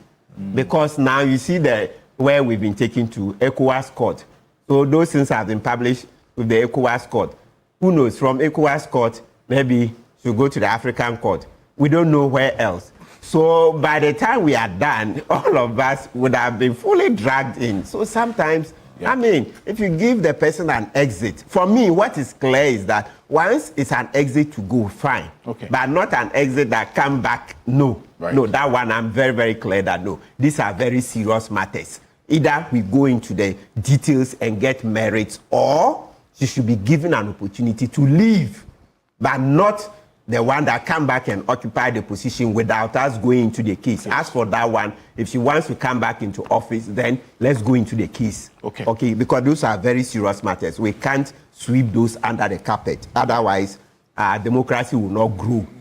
So that let's be very clear. Indeed. So let's see how we can do, because now it's becoming just one too many. Today we are in this court. The next day we are in another court, and the publications, it's dragging us. It's dragging us. I don't think that it helps us. Yes, somebody say, well, maybe it's generally a taboo conversation. Perhaps if we don't get a political settlement to it, and she continues, by the time we are done, okay, we will now in future discuss these matters without feeling squeamish about them, right? They will no longer be taboos. They will no longer be a Pandora's box. Okay, that's also another thing. But if we can resolve this quickly, that will be better so that we get closure.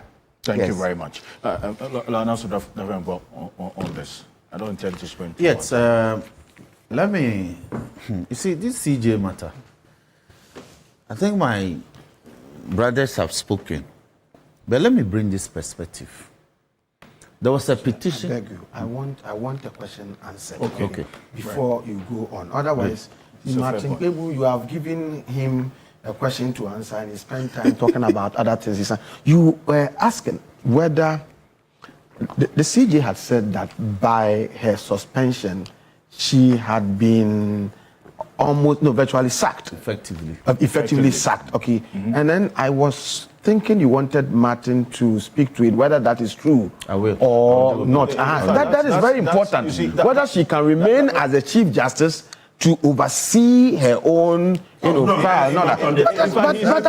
But that's what he has said. He said that she's not coming back. No, he said that in the last part of the conversation. Unless she wins the case. No, she can't come back. Can she, let me repeat. Can she be the Chief Justice? Because you said that she can't come back. He answered that in a form. So don't worry, let's repeat to be clearer. What I'm saying is that if we can get a settlement that she should resign, exit, go. Okay. Yes, I'm in support of that so that we can reduce the litigation because it's embarrassing us, right?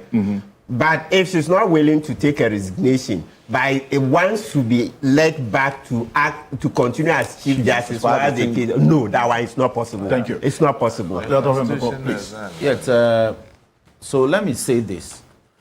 Sometime last year, late last year, Professor Azar brought a petition for the removal of the CJ. Yeah. That petition was acted upon and determined. Yeah. What did the president do? The president made a prima facie determination. President Nana Akufo-Addo made a prima facie determination on the petition, and on the 6th day of January this year, not last year, just this year, this 2025, one of his last acts in office as the head of state of this country, actioned that petition and said it was unmeritorious. Yeah. So let's bring this matter into perspective. The suspended CJ, as she is now, never applied for a copy of that petition. Not to my knowledge. She didn't go public about it. She didn't file any process. She didn't say that she needed to be heard before the president made the prima facie determination. So let me ask, was she aware that the prima facie determination will favor her? You see, when you cry for the chick, you must also think about the hawk. Was the CJ of the view that, oh, this one, it won't hurt me, so I shouldn't cry about it? Similar petition for your removal. No, there was no cry, there was no action, no public comment. But it was acted upon using the same Article 146 process. Now, another petition has come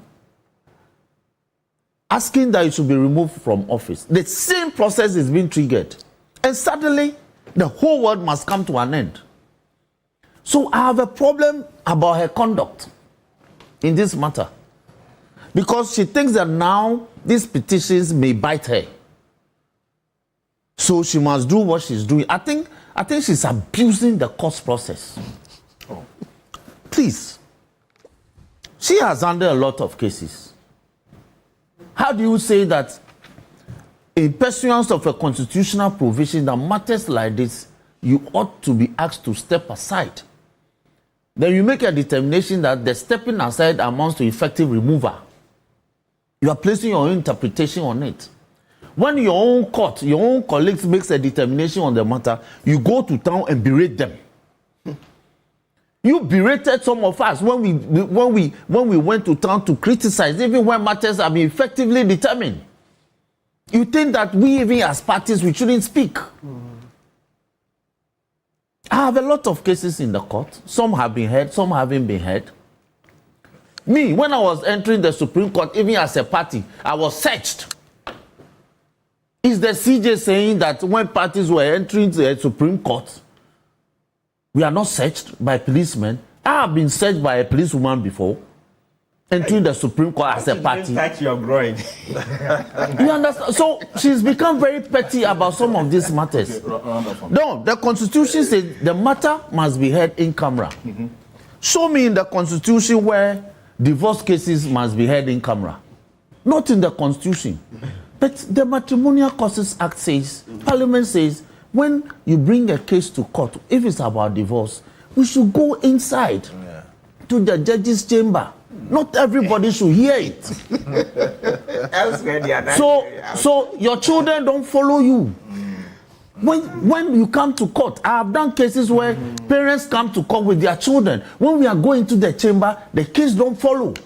It's only the parties.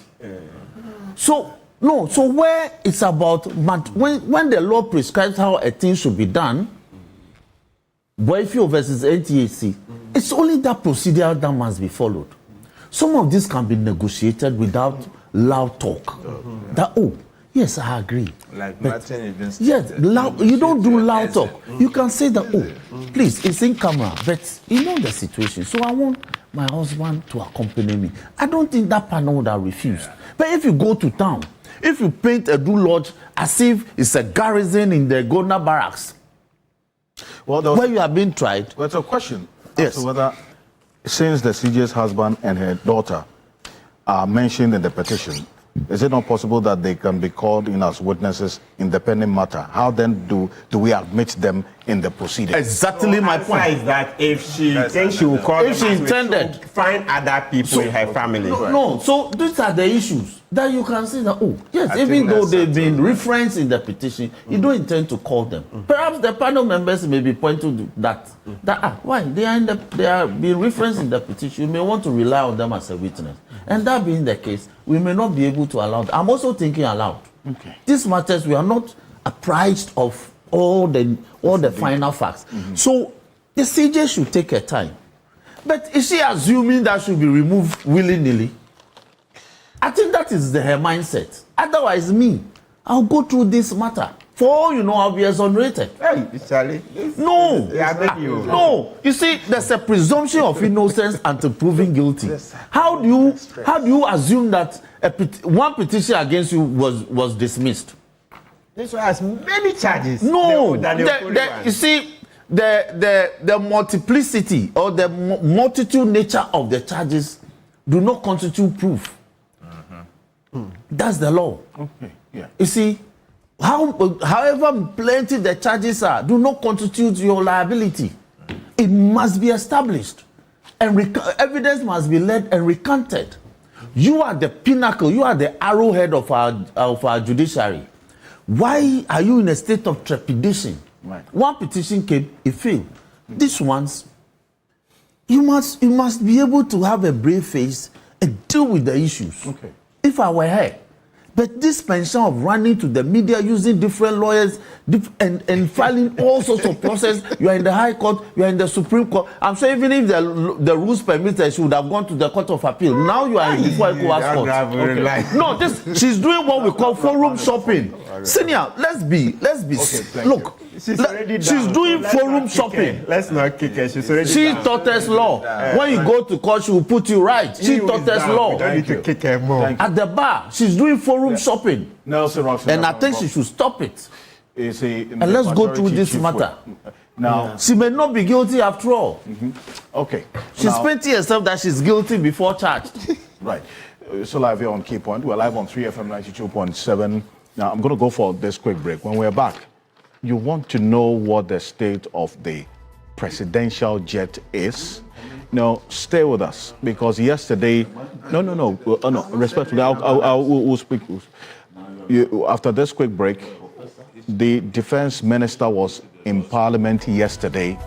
We'll play back some of the things he said, and it gives a rather worrying, grim picture of what the state of the presidential jet is. Stay with us. We'll be back shortly.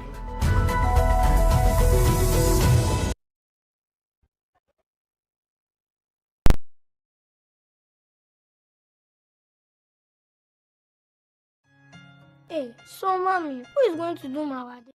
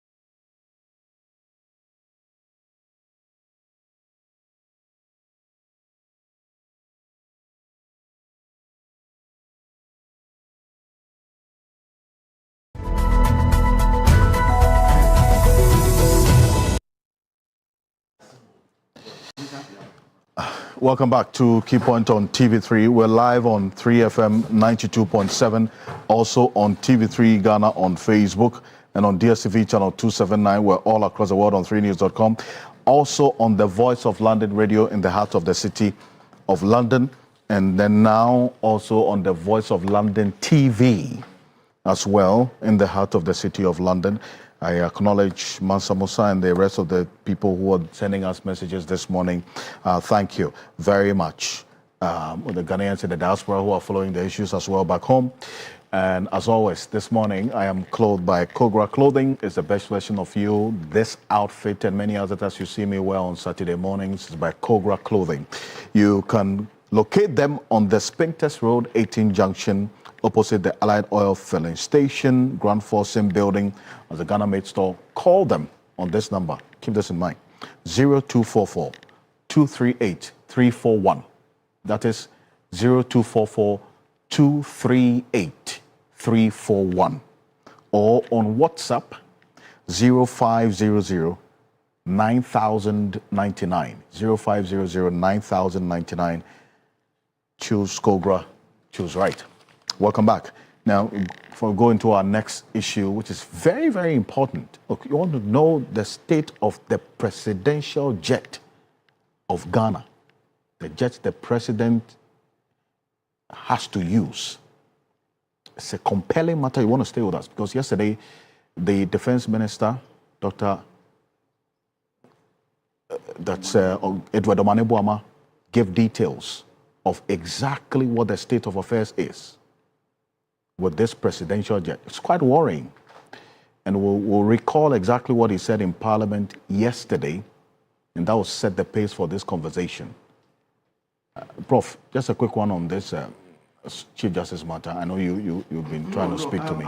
Quick one. That is the issues about the judiciary. It's not only about law.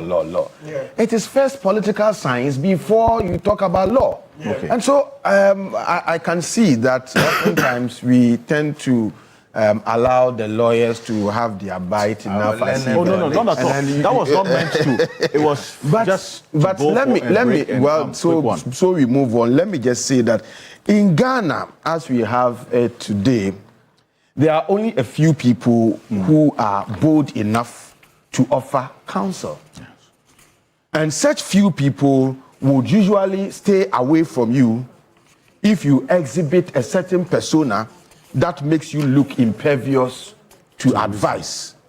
It appears that, look, our fine Chief Justice, in my view, it appears that no one is advising her well. So that's how come, in my view, what she's doing, I would say that she is on a legally and politically suicidal and self-incriminating mission that may ruin who she could be for Ghana in future. Right.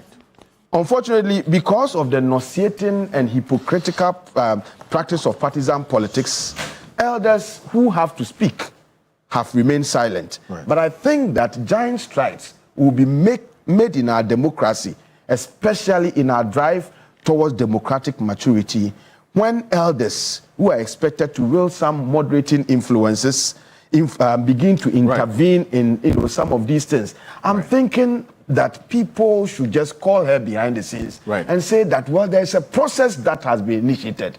Just allow the processes to go on, mount your defense and all that. At the end of the day, if you are exonerated, so be it. Okay. If you are guilty, so be it. But to allow her to be going from one place to the other and other, in my view, if the elders do not speak, we may also be embarrassing ourselves. He's gone to ECOWAS. So what impression is she creating, for Ghana and our judicial independence and our democracy out there? So I expect people like, we have no to enforce and all that. Let her be called and be spoken to. We are not saying that she should not go through the process. She should be made to mount a defense, but in a very calm manner, so that at the end of the day, would all have the processes being respected. I think that should be the way to go. So elders, once upon a time, Reverend Professor Marty was calling on you. We are calling on you. Please intervene. Thank you very much. Now, that leads us to the next issue. This is what Dr. Edward Omanebuama, the Minister in charge of Defense, said yesterday about the presidential jet. The series of postponements when the jet was to return to Ghana, the inspection is expected to be completed 31st of July. What is more worrying is that Ghana's presidential jet was grounded in France due to severe corrosion. Take a look. The presidential jet Falcon 900 EX Easy registration number 9GEXE was unavailable on Thursday, 22nd May 2025, when the Vice President returned to Ghana. The aircraft has been undergoing a 24-monthly or 1,600 flight hour inspection in France since 11th March 2025. After a series of postponements of when the jet was to return to Ghana due to risky, multifocal, massive defects identified and being worked on, the inspection is expected to be completed by 31st July 2025. There is corrosion in the air intake plug receptacle of the second engine of the aircraft, intermittent tripping of the starter generator of the second engine. There's a need to install a new turbo fan. Being more specific, the fuel tank is also corroded, the left-hand feeder tank corroded, right-hand feeder tank corroded, left-hand center wing tank heavily corroded, right-hand center wing tank heavily corroded. The turbo fan also heavily corroded. That's how troubling the picture is with the presidential jet as it stands now. And the minister answered why the Vice President, Professor Nana Jeno-Poku-Agyeman, then could not use the presidential jet upon her return on the 22nd of May, 2025. Hearing this, and the full details of the complement of it you find on 3news.com, is troubling to say the least, is it not? And then I'll start off with you, Mr. Gotin, from the security perspective, because you've been talking about this for quite a while now. Now we're hearing the full complement of the problem that is wrong with this jet. How does it strike you? Alfred, in fact, this is very troubling, and I'm happy that this subject matter is coming right on your show. I remember you interviewed me when Nana Akufo-Addo was the president. It was a news item, and I called for a new presidential jet for the country. At that time, I labeled this presidential jet as a flying coffin. And given our stature internationally, even if you look at this presidential jet, look at that of Senegal. They use a Boeing, right? We should leave politics aside and treat this matter as a serious national security issue. Are we not talking about it now? So I'm calling on Parliament and the various political parties to, for at least, for once, put Ghana first. And let's treat this as a national emergency.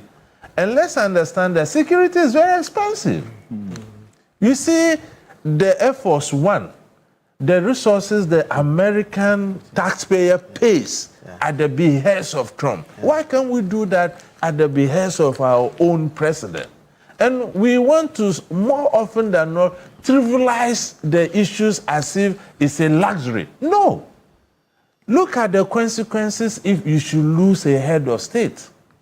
The cost to the taxpayer and the changes that may happen that might not even favor the taxpayer. To me, Alfred, this is not an issue of politics. We can all see it, even at the moment, it's not even in the country. Let's have a national conversation around this thing. And because of time, I'll leave it for my other panelists too. Because you've done some work in this. Because, look, the last time we spoke about this was about 6 years ago. 6 years ago. Right? This interview you're referring to was 6 years ago. 6 years ago, yes. And, you know, we've danced around this issue. But obviously, the alternative was not to be renting No. At that cost. That would have been very expensive because if you look at the presidency of Nana Akufo-Addo, truth be told, they foresaw some of these challenges. That is why the presidential jet, more often than not, was not in use. They took the option of renting. And you know, politics in this country runs deep. They won't come out like the current defense minister has been bold. Look, to mention that a presidential jet to the People's Assembly, I'm talking about Parliament, indicating this level of damage to the presidential jet, I think if we put this analysis together, no one will even advise the president, after all of this has been put in place, for him to use this presidential jet.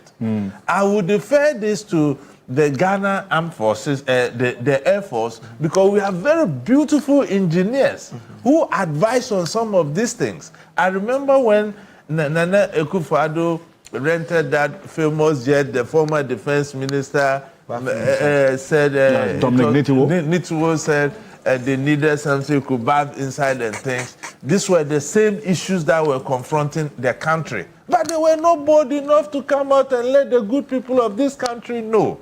To me, it's not about the but or the if. We need a new presidential jet befitting the status of Ghana at this time. As a sovereign nation. As a sovereign nation, how can we be going for international summit and conferences? You see how other countries arrive. And Ghana, given our name internationally, will be renting, or at one point the president is using this and making stuff he's not supposed to do. You understand? So we have to prioritize the security of our president, and at this time we should have a consensus building on this matter. Well, you talk about the corrosion, the brief that we played, even the fuel area. Even the tank. That is serious. It's experiencing corrosion. Yes. And you have done, I saw one of your write-ups on this aircraft. Yes.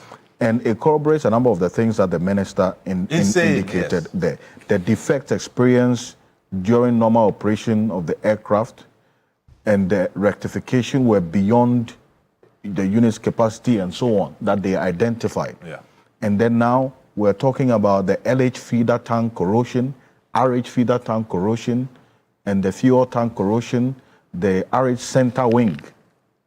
There's the right-hand center wing tank, heavy corrosion, the left-hand center wing tank, heavy corrosion, the right-hand feeder tank corrosion, left-hand, all of this. So, Alfred, with all that you are mentioning, what again is left of the aircraft? In either jurisdiction, they will ground this aircraft immediately. They will ground this aircraft. Look, you see, look, national security should take certain things serious. When we write about some of these things, they don't take us serious.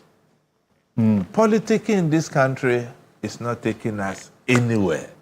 And when it comes to issues of national security, I will beg that we rally behind as a country. Because if we get a new aircraft today, it's not only John Dramani Mahama who is going to use it. When he exits, someone will come. It will be at the behest of whoever become our next president. How do you even know if Emmanuel Coutinho will not be the next president of Ghana? Do you know the doings of the Lord? Certainly not. So let's have a national conversation on this thing. And to me, it's not but or if. We need a new presidential jet for this country. The majority chief whip is here, because this matter has been topical in Parliament a number of times in the past and present. And yesterday, you listened to the defense minister. He talks about the worrying pattern of delays showing in terms of the maintenance, showing the aging presidential. 2020, there was no delay in the maintenance. 2021, no delay. But between 2022 and 2023, there was a 2.5 monthly delay. 2024, 2 months delay. And then in 2025, exactly 4 months today, that was yesterday, July 11, and still counting. Now, when this matter came up and he presented it in Parliament, what was the reaction and what should be the conversation about this going forward to deal with this troubling situation with our presidential jet, which Mr. Kutin says is a flying coffin? Nobody has to be in it, if that's the case. Okay, so if you recall, I think 3 years ago, the Minister of Defense came to brief the House when the issue of when Okujeto was constantly revealing details of the president hiring expensive flights for his official travels abroad. Yeah. So matters got to a head. So the then Defense Minister, Honorable Dominic Nitiwo, was invited to brief the House. He didn't give us this sort of detailed analysis. He came to brief the House, and he himself ended up engaging in heated comments. Why? Because we were asking for details so that Parliament could be properly apprised and give some directives in terms of budgetary allocation for the needed things to be done. Everything was about national security. When we probed, so the questioning was led by, if I recall, our leader, Haruna Idrisu then, and our majority whip, Honorable Muntaka, and the chairman for the ranking for Defense and Interior at the time, Senior Gaga. They led the questioning. Nitiwo won't say anything. He was very cagey and evasive. Everything was about national security, so he won't reveal. And the matter ended up became very political. That was how come he used this phrase that the president, they were hiring private jets because in the course of between 2 points, the president needed to refresh in the air. You remember? So it became. Thank you. No, he used the phrase refresh in the air. So we said, so the president has been showering in the air. He said yes. So it became, a degeneration into politics. We led him into that part, and he admitted. Leaders not in but we did, and he fell. So, but that's on a lighter note. But you see, this one, Honorable Asefa asked the question. And you see that Dr. Omani Buama took his time to explain into technical details. And I have the report here, confidential though, because he got to a stage, he needed to do that to provide some clarity on the matter so that Parliament can decide what to do, whether to provide, to direct the finance minister provide the needed funds for a new jet. We don't know. But he's giving us the grim circumstances of the presidential jet as it is. It may be worth repeating. The RH engine wings corroded. RH wing turbine heavily corroded. The LH wing and engine corroded, heavily corroded. Even the fuel tank. The corroded. We mix. Look. For after every 1,600 flight hours, the plane was to have, like vehicle, they will tell you after every 5,000 kilometers, you need to do servicing.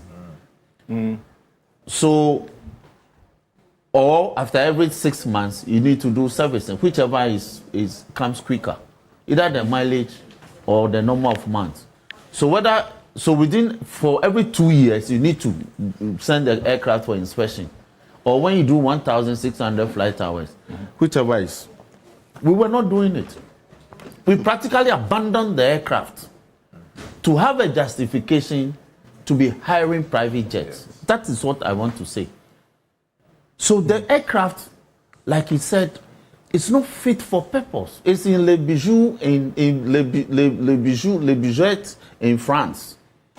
The way it is, aircraft can be refitted and retrofitted. It means the whole aircraft must be taken apart and new parts bought and fitted to it.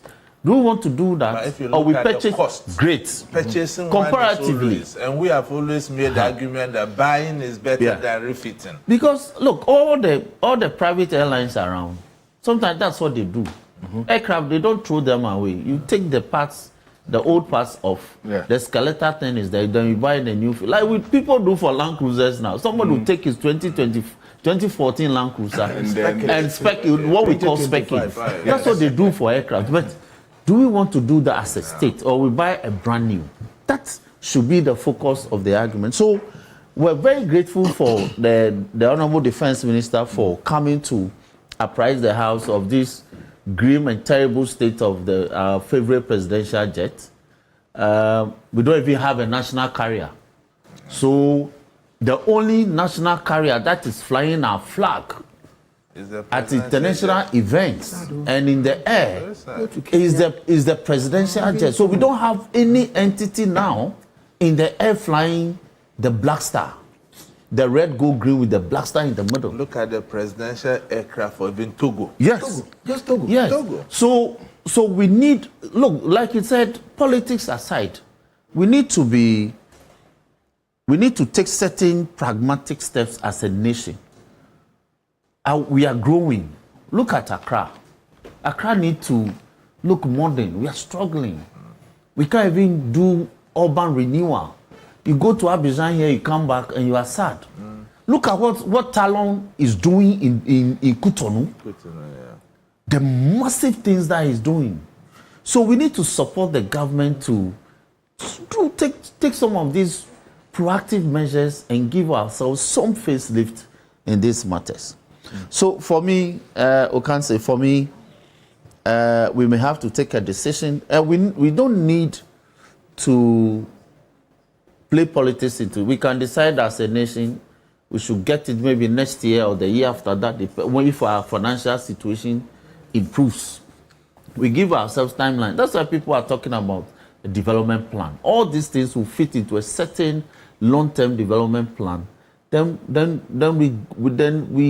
we conduct ourselves and issue policies and programs and plans in accordance with the dictates of the plan. We want to encourage the engineers within the Ghana Air Force to come with recommendations. Because they have prepared the technical report. They must make recommendations to the minister who will take it to cabinet. They recommended long ago for a new presidential jet for the state. Okay, I haven't seen that one.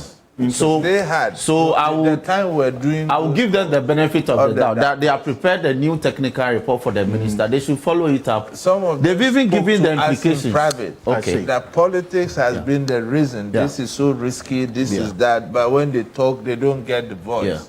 And with your recommendation of next year and stuff, I think it should be immediate. Okay. Because security is very expensive. Yes, I agree. You can't abandon the aircraft in France and waiting to buy another one next year. Are you going to be renting for the president? Is that not a cost to the taxpayer? Is that not what we have all been against? So if there's the need, let's move. Let me conclude quickly, then you can. So I'm saying that let them make the firm recommendation and give to their boss, the sector minister, who will take it to cabinet, to engage cabinet. Cabinet will take a decision, come to parliament, will look at it, and then Parliament will pass a resolution and give some directives. Then I believe we can make progress on the matter. Prof, please. No, I think that it's in order. I am excited that the minister has been bold enough to tell us about the challenges.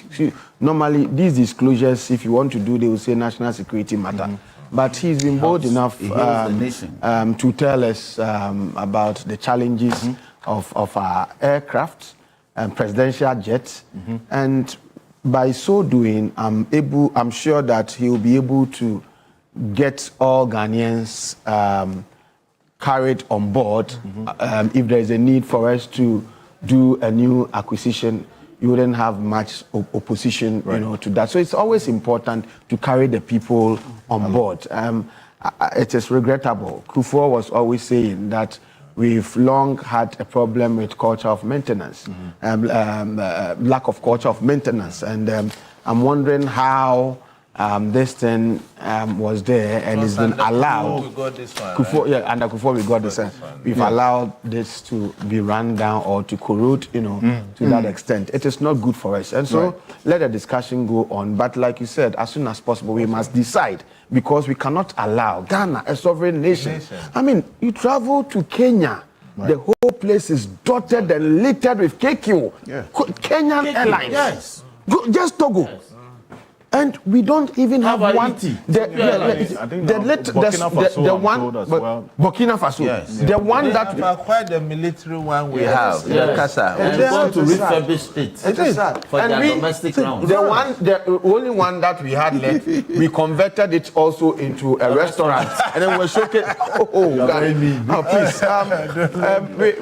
It is. And actually painted it. It is a national pride. Thank you. Okay, it's a national pride, and so I think we should be able to build an easy bipartisan consensus on this, and then let us move it forward. We cannot have our president flying in trotro and flying in other passenger vehicles. And like he said, it's not going to be the current president alone. This one was purchased by J. Kufuor, and it's others have used it. And so please, let us do the needful. 1 minute. Okay, mine is back to the Galamsey matter. We need more traction on what we're doing to stem the Galamsey tide. I think today we haven't had opportunity to ask what is new. So next week we'll put it on. And then also, lovely. Okay, that would be great. So in the meantime, we will remind CID boss, Madam Lydia Donko, please, the Akunta mining case, please, let this case go to court. That's why we voted for the NDC to come. We're not happy with the previous administration. That's why we voted for NDC to come. So please do something. It's part of the reset agenda.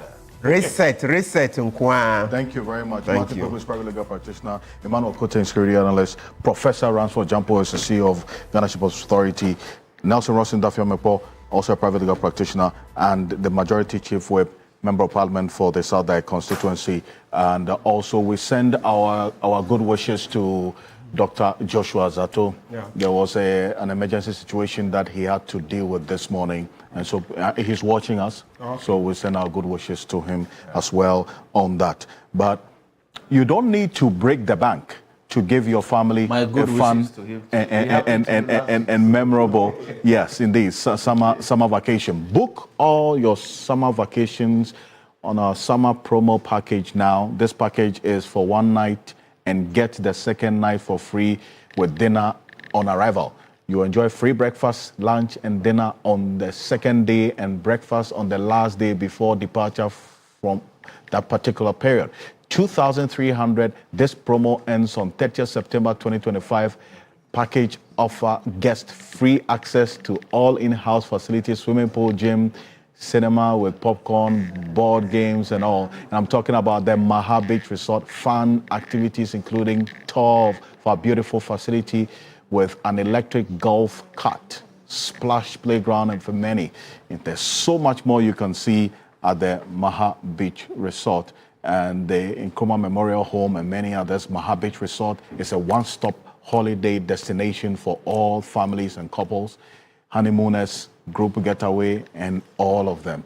Kindly call them on this number for reservations, 030-3977-773 or 054-012-4114. That's 054-012-4114. And reference key point. They'll give you a discount.